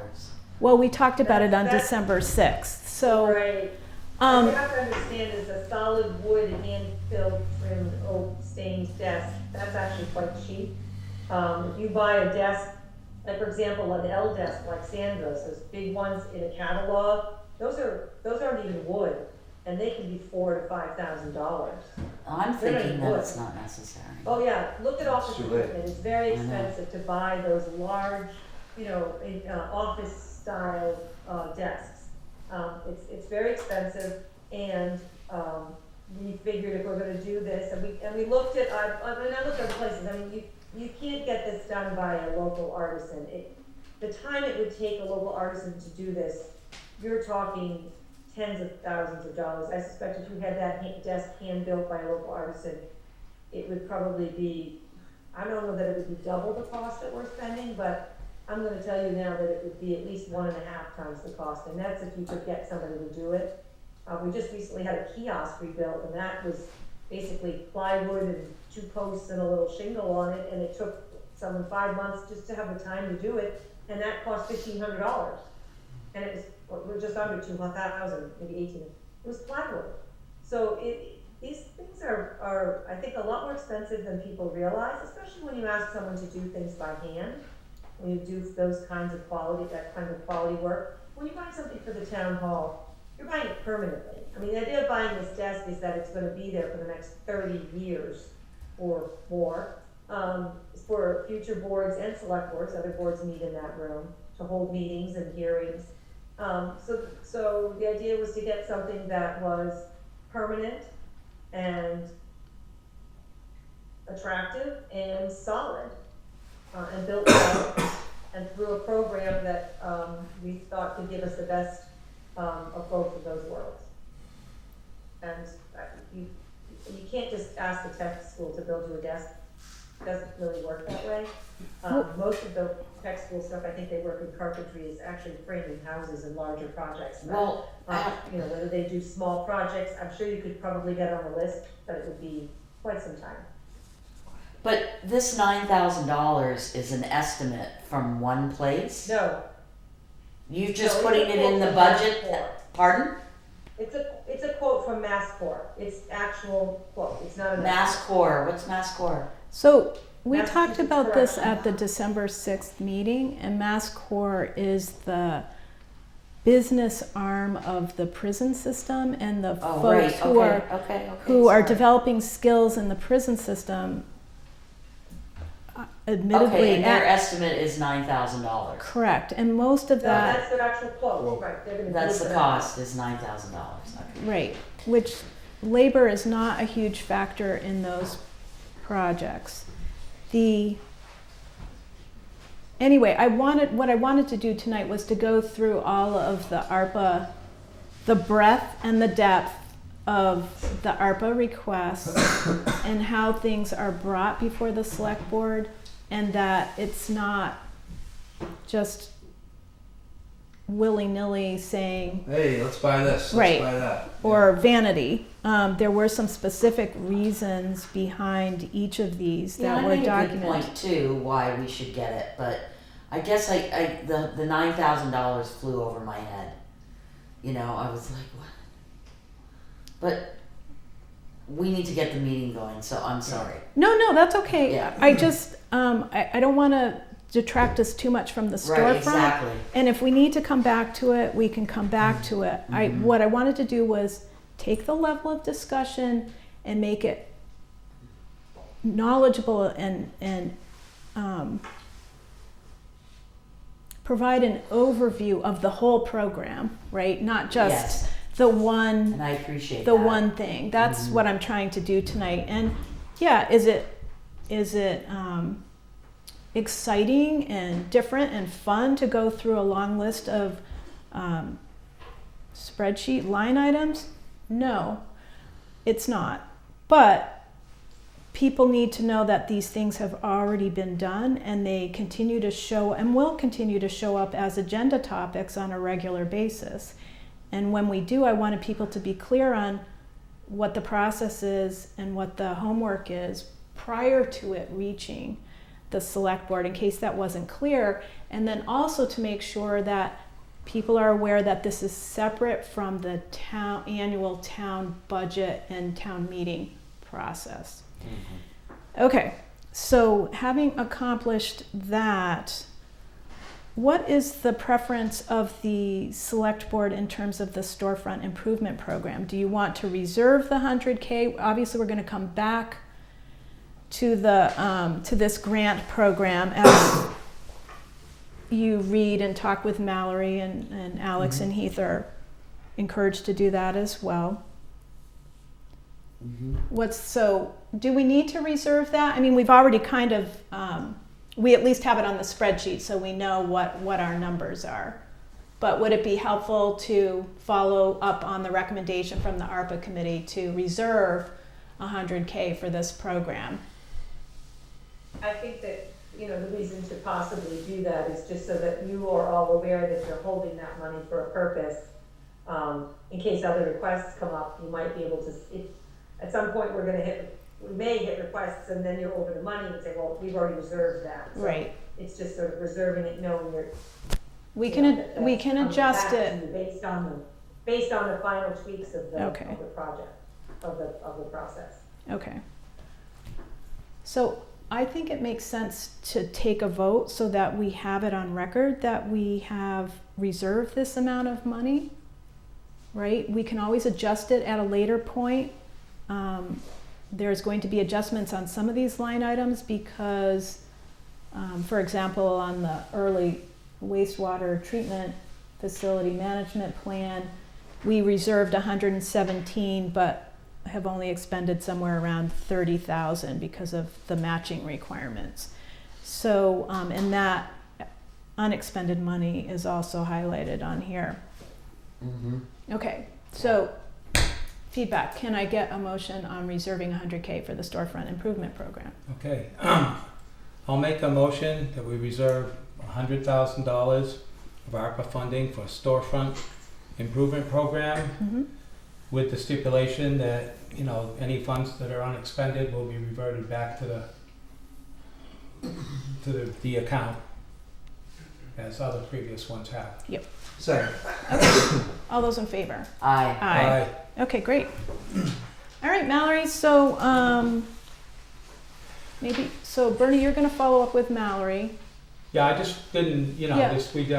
Alex and I just got this when we showed up tonight, so we haven't really had a chance to look at it. Right, well, that's why we wanted to present it Right. and get feedback, and we talked about it at the last meeting and wanted to make sure that Mary, from a business standpoint, had eyeballed it too, so it was good to get your feedback tonight on that.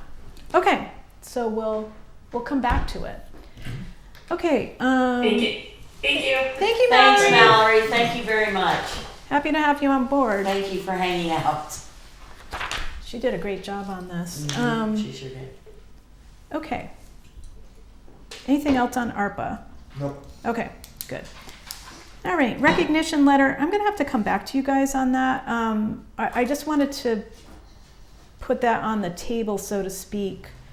The Emergency Services Facility Committee has been hard at work, obviously, for a long time.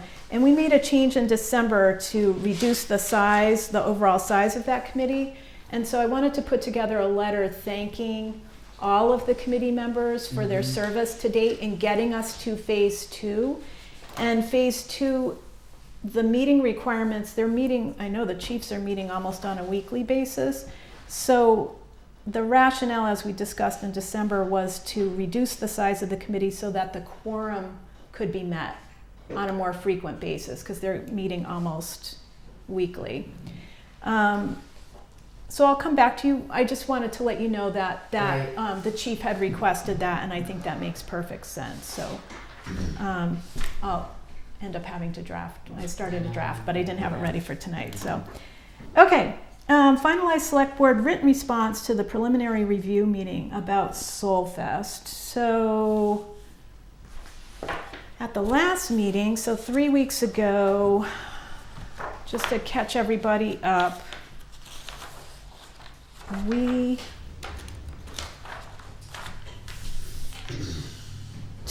the select board discussed citizen comments submitted through November 22nd. We also took time in December to talk about our own feelings and opinions about the preliminary review.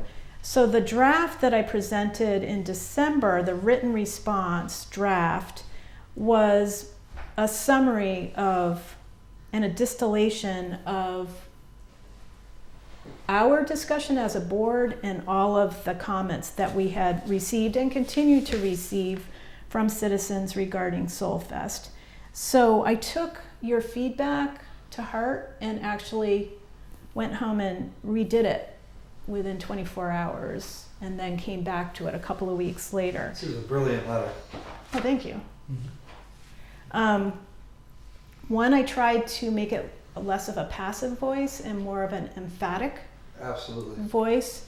The other thing that I put in there were comparisons to Gunstock, both in terms of traffic and parking, as well as the venue. And I also wanted to make, and as well as noise too. So I wanted to make it perfectly clear in here. Is there anything in particular, before I go on and on, is there anything in particular that you want to call out on this draft? I do. And Okay. I just wanted to say that I thought the draft was well done and very detailed. And that's my problem with it. Okay. I strongly feel that the draft response to the pre-application was just far too detailed, and I felt like it needed to be scaled down. I just don't think it's our job to recommend changes. Not recommend. I don't see that you recommended changes. I don't see that I've done that either. You haven't recommended changes, but you gave a lot of information that the applicant, and I'm not just talking about Soulfest, I'm talking about this in general, of any applicant. I just felt it was, it took a lot of your time up to do this, and I think that Can you give specific examples Well, I don't think we need to compare it to gun stock for one thing. I don't think that needs to be in there at all. I don't think the applicant needs as much. I'm looking at it here. Hang on, I just have it. Yeah. Needs. Again, I could really use specifics at this point. I just thought that under everything, the overview, public safety, traffic and parking, event scale versus event expertise, I thought that we could sum that up in a much smaller response. It's very wordy, and I think that we can make that. Would you like to wordsmith it? Well, not this moment, but what? Oh, pardon me. Yeah, no, I just felt that. So, Mary, I'm hearing what you're saying, and I heard what was said at the December meeting. So I'm going to push on specific examples, right? Okay. So if you have a So, specific portion, Yeah, so for public safety, let's get as specific as we Okay. can. so yeah. first and foremost, we are concerned about the impact of public safety, first responders, and the town's capacity to deliver those services, period. Period. Okay? Traffic and parking. The concern for public safety is exasperated by what we think will be a significant increase in traffic.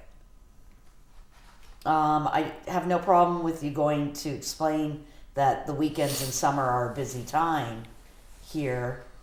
But I don't think that we need to tell them that we expect clogging to increase and lengthen.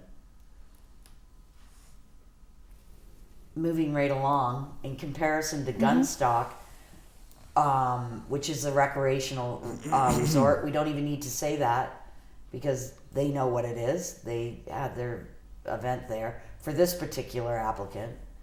I don't even think that needs to be in there. Okay, so what I was trying to do at this particular point was to say, which I had heard from all of the feedback, was that Gunstock is isolated and outside of town, whereas the Moody Center is located in a residential neighborhood with who knows what for parking and camping, right? So that's what I was trying to do there. I know, but So yeah, go ahead, Alex. Actually, Yeah. please go Yeah. ahead. yeah, so the way I look at this document is that is similar to the way I look at a document like when I read the Declaration of Independence or something like that.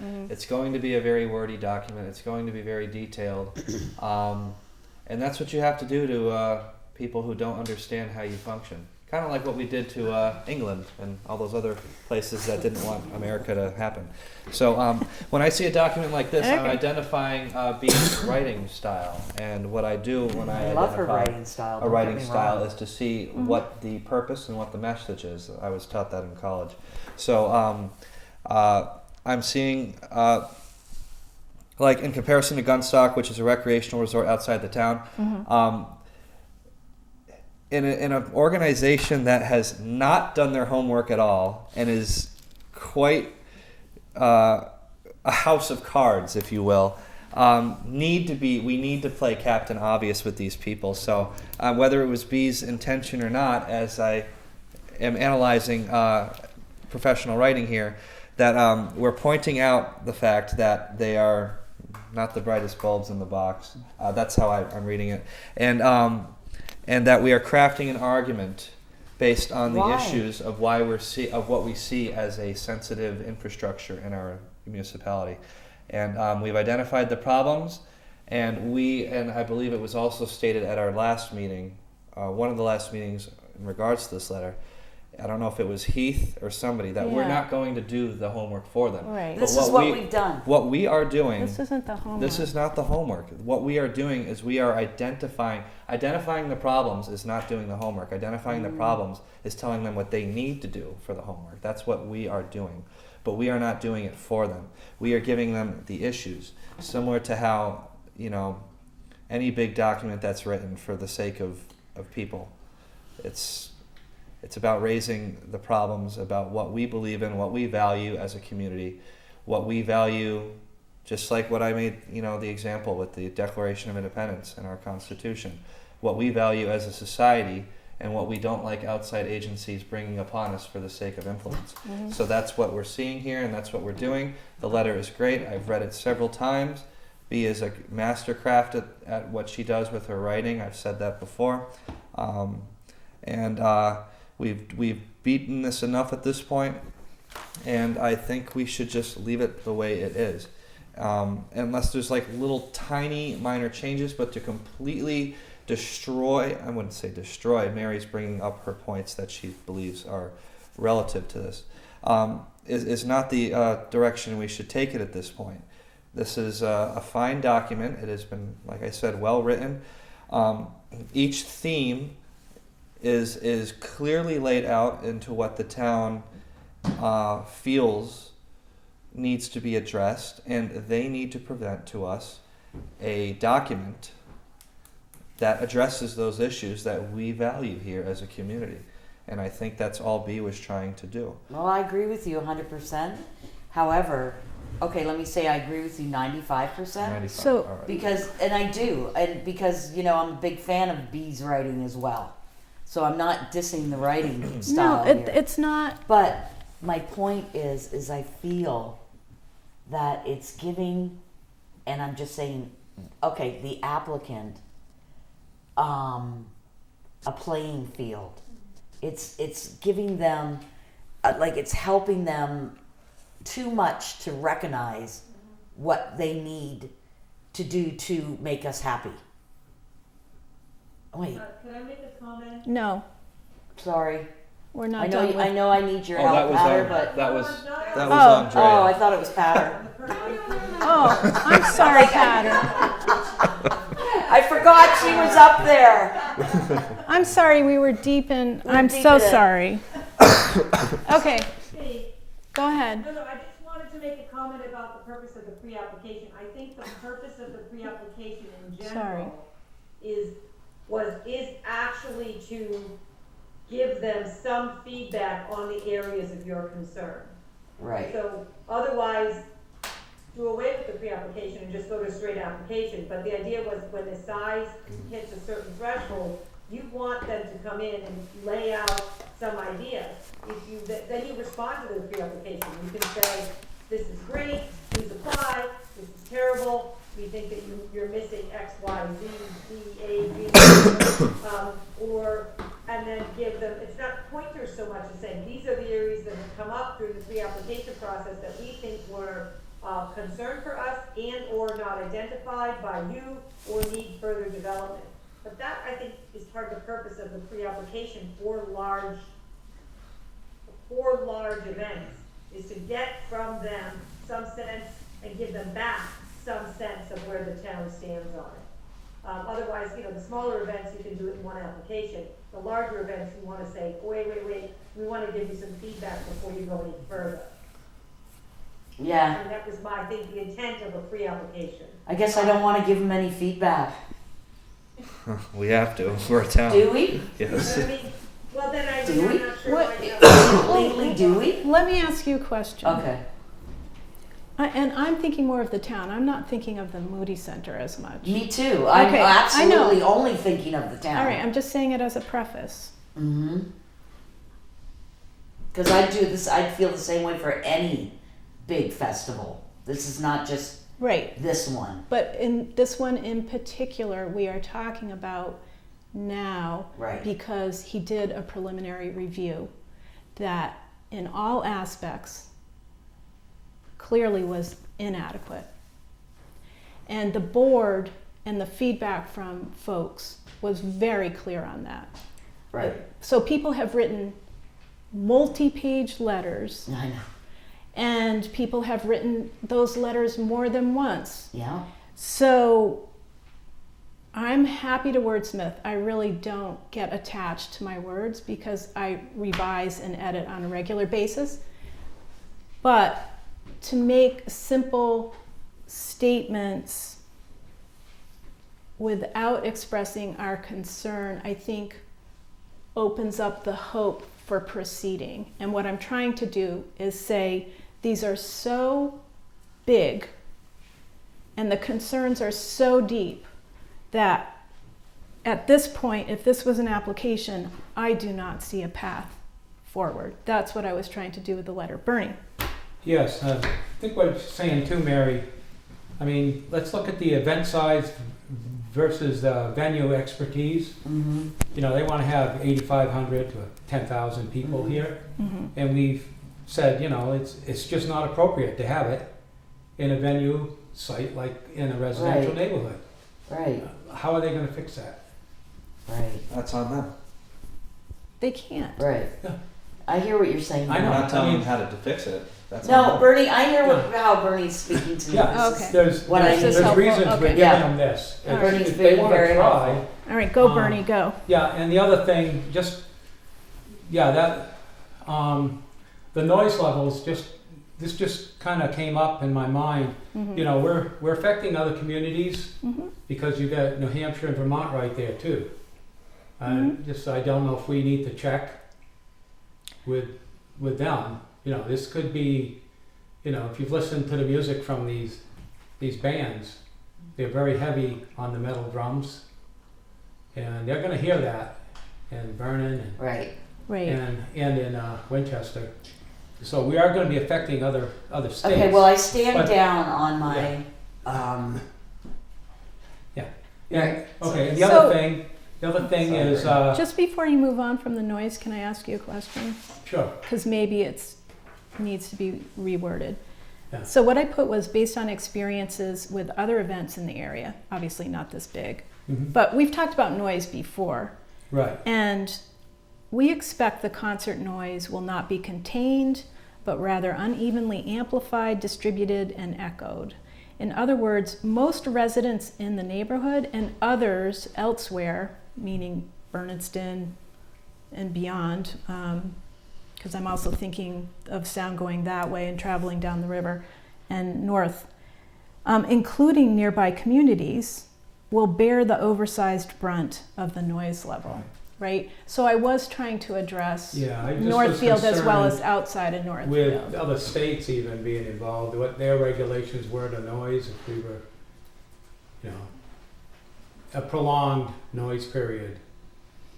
But we're affecting not just residents in Northfield anymore, yeah.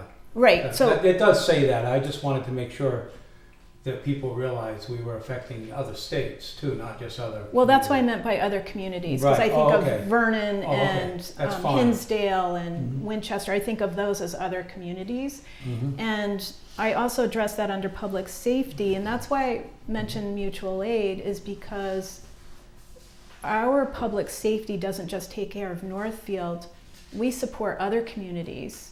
Mhm. And that's not just Bernardston and Guild, that's Hinsdale and Winchester, and they support us in cases of emergencies as well. So maybe I need to Okay. bring that out a little bit more, but I did want to indicate that other communities, not just Northfield, could bear the brunt of the noise. Yeah. A couple other little things? Yeah, Yes? please, Well, please. and this event isn't just the 3 days. There's the setup and the Yep. cleanup and everything. Yep. I mean, they need to, when they do a permit, they need to give us details on the setup and cleanup and, you know, after the event. Correct, I so, didn't really see that. I just thought some details on when setup would start, when it would finish. I mean, yes, so what I put under, there's two places. Under noise, I put, in addition, we are concerned about the potential noise level of vendors, e.g. food, trash, water, and sanitation, and equipment, e.g. generators and tour buses, including prior to and after the event, overall and each day. And then under infrastructure and impact, I put, if the Moody Center was already an experienced large-scale venue, detailed plans versus general estimates for setup, breakdown, contingencies, provider relationships, numbers, locations of containers would already exist, okay. right?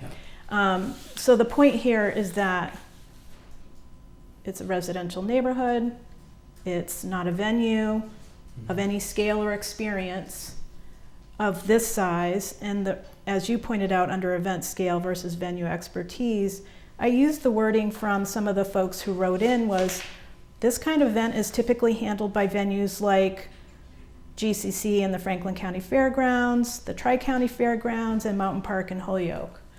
And those venues already have experienced facilities and parking, as well as immediate access to Route 91 and lodging, blah, blah, blah. We note our strong concern with the Moody Center location having, in bold, no experience as a venue at this scale. While it may have been useful to have proposed, as he mentioned, I think others have mentioned or suggested, proposed a smaller trial event, the Moody Center and its partner opted to announce Soulfest and sell tickets as if the event was a done deal, surprising town officials and alarming the community. So I don't see how that's giving a hint to the Moody Center. I think that's saying directly to the Moody Center, we didn't appreciate the approach. We didn't see enough detail in the preliminary presentation, especially if this was a well-researched and well-established concert that could occur. I have seen none of that. And now, what I try to do with my writing is to write evenly and follow the middle path, which is to state the facts, because long-term, we need the facts. But I did want to capture some of the emotion, which was to clearly say at different points, they have no experience in this regard. This is an excellent letter. It is an excellent letter. I went from very good to excellent, Bernie? No, I was just bringing up points. He said it was good at the last meeting. If you're saying this excellent, is I feel like I went up. This is an excellent letter. Okay. It's May an I excellent say reply. Yeah, I The want only Bernie other to thing I finish. had on, which doesn't really have to go on the letter, but I still think infrastructure needs to be on the permit due to the time needed to assess the situation with the infrastructure. Yeah, let's just stick with the letter for now. But that's we've just, got, to maybe put that on a further agenda. you'll see that I Okay. have that on one of my Okay. lists. Thank you. But I love this letter. This You is do? great. I That's do. strong language coming I do. from I'm you. just, We've got it to is love good. that. It is. It is really good. I love you, Bernie. Okay, Okay, She hates me. I don't hate you. I know, I'm just I'm kidding. using, I'm just I'm, kidding. But B, I just want to say Go so ahead. we can sum it up, yes, right? please, yeah, because we're 8:15, so let's, Is that, first of all, it's a very, very professional letter. My concern, B, was that it was a map to their success. I don't That see it how that's what I was thinking when I started this conversation this evening. Listening through, yeah, you know, I still not sure why we have to respond. Legally, we don't. But Andrea did say that if we didn't want to respond, then we would have just accepted an application. We allowed them to do a pre-application so that they could get a response from us. Am I hearing that right? we put in the policy, here was my concern about, we put the preliminary review in there because to embark on an application and take up everybody's time, town administrator, town secretary, police, fire, EMS, Board of Health, sewer, water, anyone else that we put on there.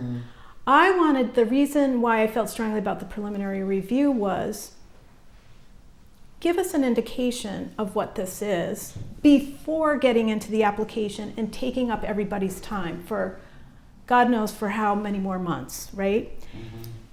Because I felt like if it was a professional, experienced, we need to hear things coming from any organization in town, right? Citizens and organizations in town need to be able to come before us and say, I have this idea. So the preliminary review is, okay, we heard the idea. We don't think it's well-researched, well thought Right, out. right. We don't think it's appropriate. We want to give you that feedback now rather than later and going through more of this. I can't imagine spending Any more? personally, time on this. but also just from a town, I'm speaking for the entire town at this point, including myself, because I actually sat and talked to somebody from one of our esteemed elders in town to get some perspective. And I said to him, I hope I have, going into this meeting, I hope I have grace and perspective to help the town realize where we're at, and that if this was an application, we would not be in favor of it. No one on this select board has spoken in favor of this event, as far as I'm concerned and what I've heard. And like I said before, we have had multiple pieces of input from various residents, not only during the 3-week input period, but since then. And we can either, as a town, continue to do that kind of activity, which I'm guessing people want to spend their time in other areas of improvement for Northfield. I certainly do. The written response to me says very clearly that we are providing a very clear sense of the sentiments and the priorities of the select board and the community. And under select board priorities, I want to be spending time on storefront improvement, economic development efforts that support steady, organic, sustainable growth for our small businesses, rather than large silver bullet, it'll solve all your problems type efforts, Right. which overwhelm the town and overwhelm the resources and overwhelm the businesses. One more question. Yes. What is the timeline when they get this response? First of all, when are you going to send out the response to the pre-app? If it's approved by the board, Uh-huh. it will go on the website and it will be sent out ASAP. So During business hours, not tonight, but business hours, Right. yeah. and then they have, they're on a time frame too, because they've already advertised it as an August event. That's, So and again, that's their problem. right, exactly. Yeah, Right. So then it would be up to them to. I'm just trying to get the process exactly. yep, right. I'm listening. So it would be up to them to come back with an application or cease and desist. Cease. Correct. Right. I think that Okay. sums it up. Okay. Yep. Okay. Thank you Thank for you. helping me work through that, This Alex and Bernie. is Bernie. Very much. It's hard to do this in public. It's really Right. hard.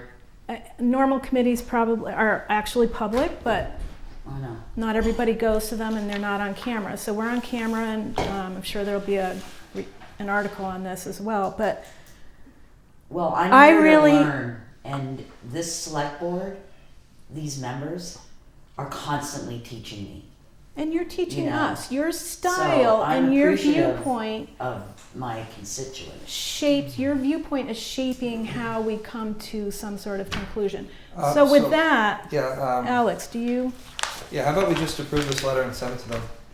Okay? Can we do There's a that? thought. That's a Yeah. nice thought. So here we go. Motion to approve the select board written response to the preliminary review meeting for Soulfest.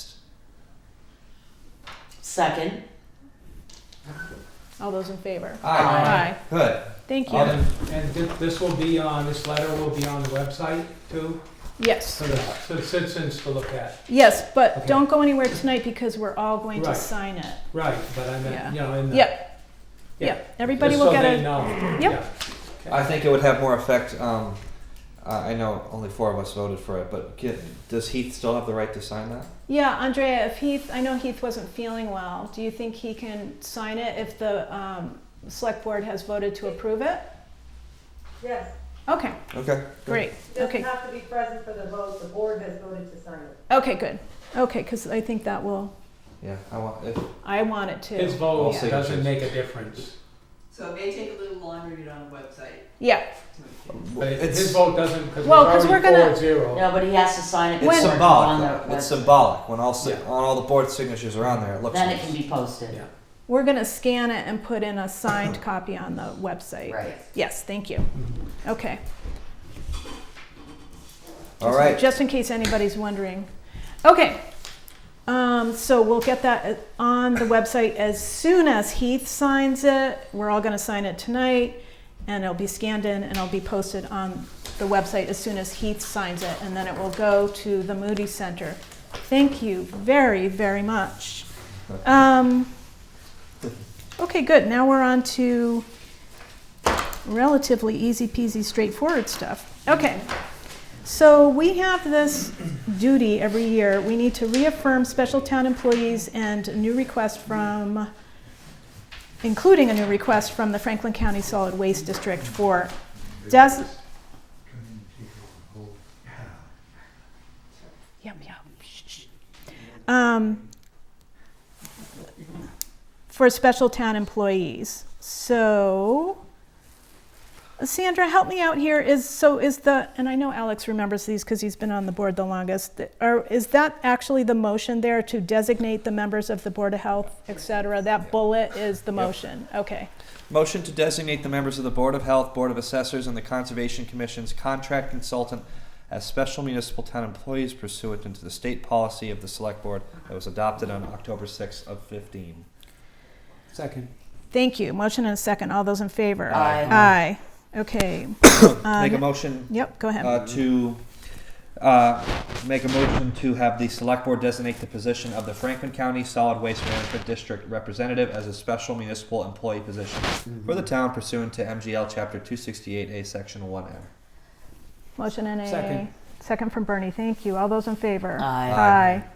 And then thirdly, Motion to have the Select Board designate the position of the Franklin Solid Waste Management District Alternative Representative as a special municipal employee position for the town pursuant to MGL Chapter 268A, Section 1M.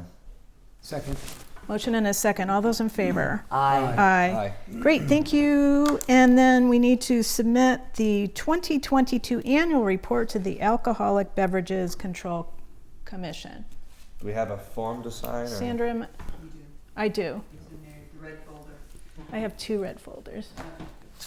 Probably just have a motion to approve the form upon a quick glance at it. Oh, yeah, And then here Dean we go. signs it? Or do we? I think we all sign. Yeah, I think we all sign. So, yeah, Sandy usually takes care of those things. You're the alcohol lady in town, I think. Oh, Oh, I mean, She's the alcohol expert, what? so to speak. I just want you, for the record, put this in the minutes. I was did just not about to say. anything. I was just about to say. Now I'm done. Now that's all I'm gonna be known for now is. Oh, you called Sandra. That's what Okay. happens. All right, what say you, Alex, on that? Motion to approve the submittance of the 2022 annual report to the Alcoholic Beverages Control Commission. Motion and a Second. second. Thank you, Bernie. All those in favor? Aye. Aye. Thank you. So we will all sign that. Are we signing the special town, I just want to keep our signatures straight so that we're not having to come back in the next couple of days and Sandra's all set. On the special town employees, is there anything to sign on that? There didn't seem to be, I just have to. I'm not seeing any signature pages. Okay. All right, so we're good on that. I'm passing around the, Alex signed it. Over there. Alex signed this. Yeah. The Moody Central letter was going that way. I don't have it. That's because I have it. Oh, I meant it to go that way. Sorry.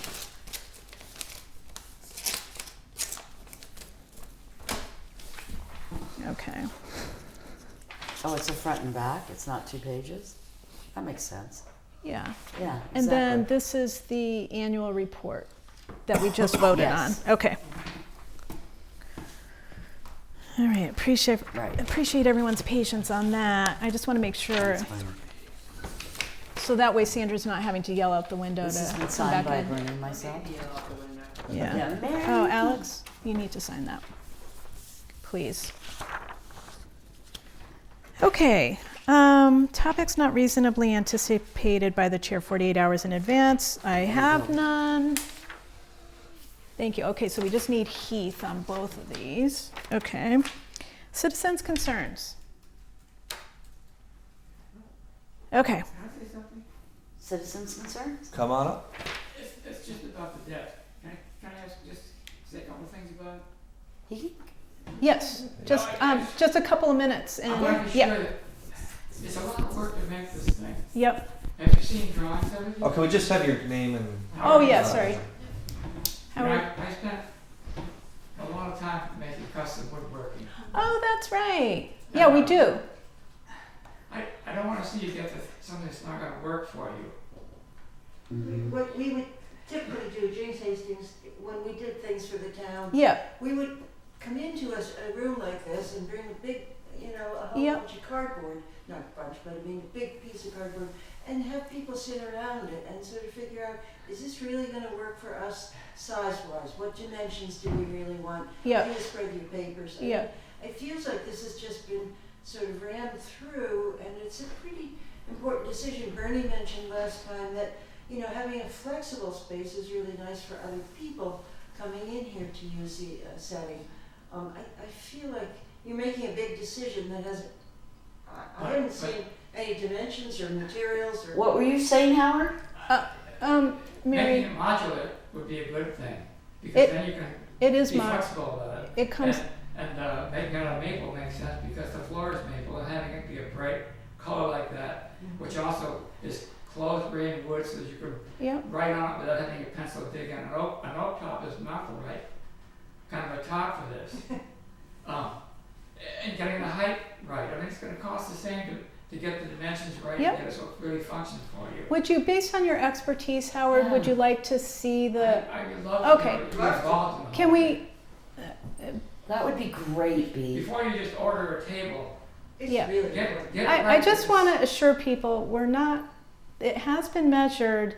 It's also being built in pieces because of the stairwells and the doorways in order to get this piece in. So somebody came and actually did all of that measuring, and we'd be happy to share those dimensions and things like that. When I looked at the diagram that we looked at the December 6th meeting, it's back in this space here. It was clearly back from where that door is. So if you look at how far these tables reach, it's more from where Mary is across here. But knowing that you're an expert wood maker, be happy to have you go through the dimensions and offer. Before you commit to it, let me make you a top out of cardboard. Just come in and sit at the thing for 10 minutes. To What? See, yeah, this works or it doesn't work. Because it's just as easy to make it 2 inches wider or 10 inches bigger in diameter. But get it right now, because you're going to be stuck with a problem if you don't get it right. Correct, and that's why it was measured. So Yeah, happy I to know, have you take. But if you guys Okay. need to look at the dimensions, not have somebody else look at it and decide. We Because you're need- the ones that are going to have to live with it. Yeah, thank you. I appreciate that input greatly. You know, I just, We all do. Thank we'd like you. to help if you let us. Yeah, Yes. thank you. Let's move forward with that. Yeah, thank you. We'll have Thank you. Mary meet with you, and you can come to the town hall. Would you be willing Yes. to work with Jinx and? Absolutely. Okay, great. 100%. Okay, great. Thank you. Absolutely. Thank We you. Thank you. Okay, anything else before we move on? Patter. I will now actually speak. I know, I'm sorry, you sounded, I was all ready for some input from Patter. I was stumbling. it And I thought she sounded, was going to help I just me. want to say thank you so much to the select board for working so hard to meet the citizens' concerns about the Soulfest preliminary proposition. thank you. Just thank you. That's all I want to say. Oh, thank you. Wow. Thank you, Patter. That feels good. Thank you very much. That really means a lot. It does. Okay, so now, let's No other see. citizens' concerns.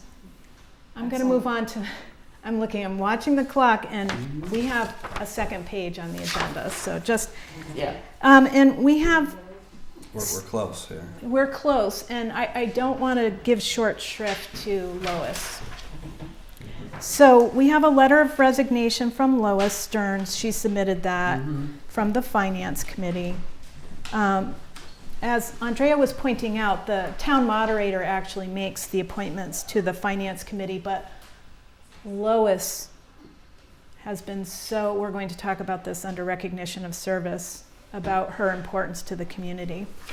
We also have a letter of resignation from Deb Lanou from the Community Preservation Committee, and we do need to vote on that because we are responsible for appointing people to that. So, can I get a motion to accept with regret the resignation of Deborah J. Lanou from the Community Preservation Committee? So moved. Second. Thank you. And with great thank you to Deborah for her service, I would ask for a vote. All those in favor? Aye. Aye. Okay. Thank you, Deborah. Okay, and we'll deal with that under Sorry, I have a lot of paper tonight. Okay, next page. Did you do the Lois Stearns? We didn't vote on it. We'll get to that for We don't have to vote on it because we don't appoint her. We don't Okay. appoint that position. Okay, I just we wanted just to make sure accept we, Okay. she, being the assiduous person that she is, she notified us as well as her committee, so. Okay, and then I just wanted to acknowledge that, as indicated earlier, we did receive additional communication from folks on Soulfest, including Barbara Brassor, Jamie Yost, and Margot Flacht. And I believe there was even a couple more that have come in since we did the agenda. I want everyone to know that when letters come in to us or emails, Sandra usually does a great job on, not usually, she always does, but I want people to know that they get looked at and they get circulated, and then we can actually talk about them if we put them on the agenda. So I just want to note for folks that we have received additional communication on Soulfest. That was noted, and personally, in looking at the agenda and the letter that I wrote, I believe the points were well covered in the letter, if I do say so myself. We also received additional correspondence from Nick Fleck, Virginia Hastings, and Howard Hastings on the special permit document and policy. So those will go into the folder as well.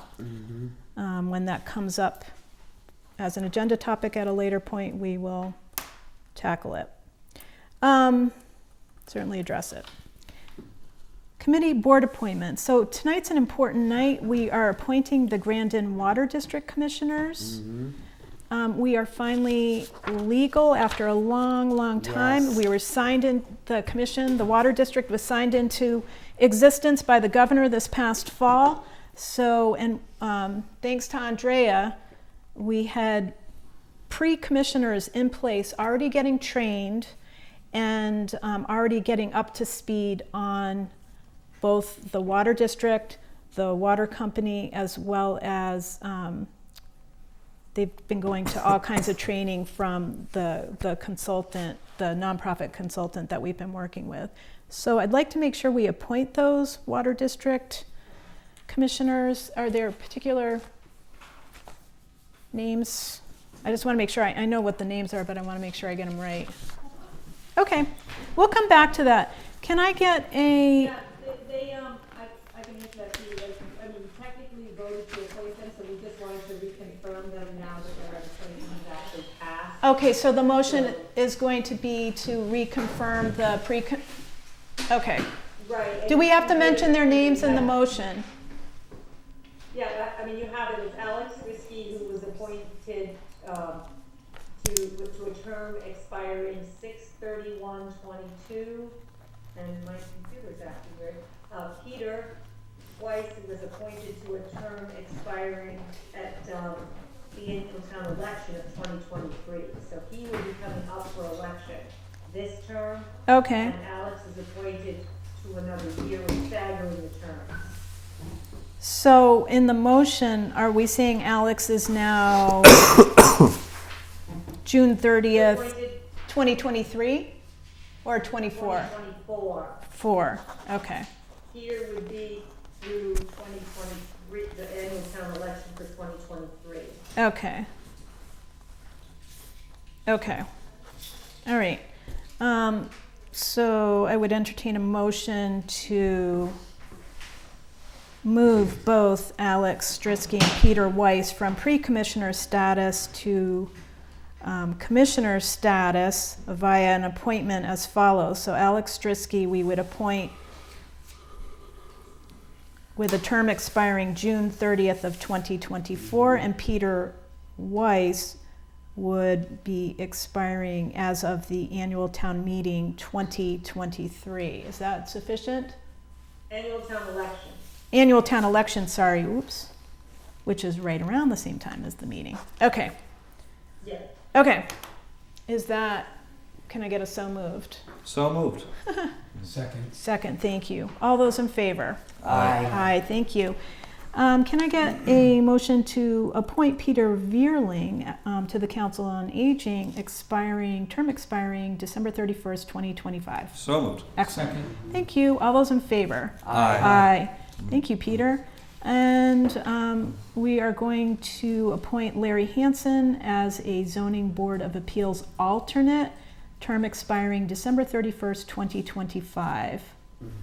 So moved. Thank you. Second? Second. Thank you. All those in favor? Aye. Aye, okay.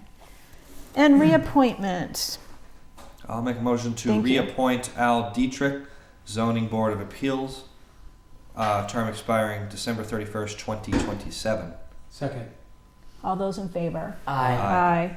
I will also make a motion to reappoint Michael Bird to the Zoning Board of Appeals as a full member from alternate. So he's a full member. Mhm. Term expiring December 31st, 2026 Wow. for the resignation fill. Oh, Thank you, Michael. yeah, thank you, Michael. Second that motion. Thank you. All those in favor? Aye. Aye. And you want to do the Steve Stoya one, Mary? I would love to. Please? I move that we vote You're going to move to appoint to Steve appoint Stoya. Steve Stoya Reappoint to, yep. to the Shellbridge Advisory Committee. Term expires 12/31/25.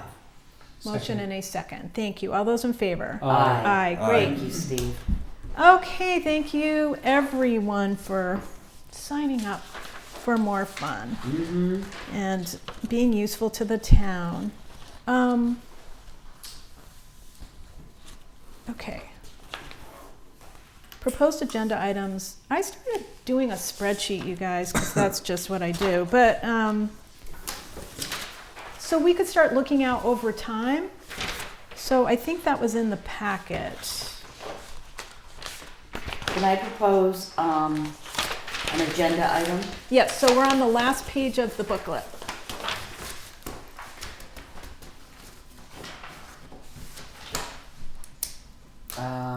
So what I'm trying to do over time, so Oh, I see what you've done. yeah, Oh, I can't see it though. Oh.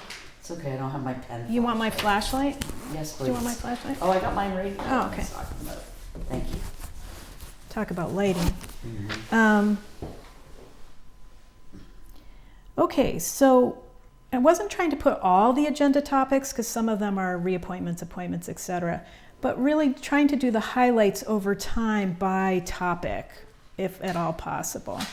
So there are some things like we talked about earlier that we must do in January 24th, like the grant priorities, the homework that you have for the next meeting. Mm-hmm. We're also going to be talking about a classification process, Andrea. That definitely has to go on January 24th. So I'm trying to give you guys, as suggestions come up, is to at least keep them tracked and giving you a highlight over a few weeks. And then also to remind us that we have a meeting on January 30th with the FinCom and PVRS. Okay, so, and yes, and sewer, but I already emailed with the sewer commissioner in question, and that is scheduled for February 7th. And Heath had proposed having food pantry folks come in and talk, so we'll try and get that one for the next meeting. And then I also have the 350th coming in before their first major event. And we can talk about the parade a little bit more. And then just what I have in the future is we want to have the senior center person come back, probably have the energy committee come in and talk to us, and as always, we're going to have the emergency services facility updates coming. What I also have for next January 24th is we do need to just nail down the budget for the select board that Andrea handed out. And if you guys have any questions in the meantime, talk to Andrea. Otherwise, we will go ahead and approve that so that can be reviewed by the finance committee. Okay? All right. Mary, what else did you have? I wanted to talk about the cap on special events to see about getting that put into the policy. Because there's no cap on, there's cap on Yeah, small so events. we've talked about that before. So Yeah. I'm going to give you some homework on this topic. Okay. Because you mentioned it last month. Right. And when you say cap, it's not like it's one thing. It's like cap for the day, cap for Right. the amount of days, Mm-hmm. overall cap. So there's Right. many aspects to Exactly. it. So I don't want it to seem like it's a simple I topic know that we it's can, not. right? Yep. And the other thing that we've talked about that Heath raised at the last meeting is, I'm going to raise 2 points. Okay. One is, if 3,000 people, which they have done in the past, go to the Northfield Mountain Center, and they did regional, I think, track and field down there. There were like 3,000 people there. That was the biggest event they ever held. And no one in Northfield complained or even noticed that it was happening because that space is so big down there. So if we put a cap, and it's the appropriate space and the appropriate use and the appropriate event and the appropriate size for the space, if we arbitrarily put a cap on the policy rather than on the specific application, we're kind of limiting what people can bring us for ideas. So then the parade is another example of, we don't know how many people are going to come to the parade, and the parade participants will be spread out over, how many miles are you guys doing? You're doing like from down here at the intersection, starts up at Highland and comes down. Yeah, and I don't know the so it's at least a mile, approximate amount. right? So if you have 1,500 people spread out over a mile, and you set a Let cap, me put it this way then, okay. just to solve this once and for all. I'm sorry to interrupt your discussion, but this isn't on the agenda. Oh, I'm sorry. Oh, good point. We're talking about proposed agenda topics, so we Yeah. can put it on I there. think we should propose it for an agenda. Okay, sorry. Thank you for the reminder. No, don't propose it. Just before you go any further, you're getting into discussion. Don't propose Right, it. okay. Don't propose it. Okay, I just want to, Don't propose it, I got it. okay, don't propose it. Yep. Do not propose that. Go, Well, I mean, I think you have, Talk. one of your future topics is to look at the application again. So that would be if that goes on a. that opens Yeah, it up. Exactly. Right. Okay, thank you. Thanks for that reminder, sorry. Yes, so under proposed agenda topics, I do have revisit special events policy if and as needed. To your point and your point.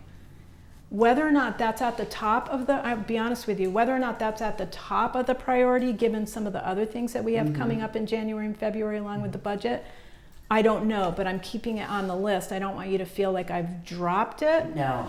But if we continue to spend this amount of time on special events every other meeting or every month, we are seriously impacting Yes. our ability to get to town meeting and explain some really I totally agree. much with you. larger topics. Yep, And the policy already allows us to impose whatever we want. that's right. So, okay, anything else beyond special events, Soul Not for me. Fest? Bernie, anything else? No? Alex? Okay. Is this helpful for you guys? Because it's helpful for me. It's, okay. Yeah. All right, good. Yeah. Okay, if that's, all right, we're done with all of those.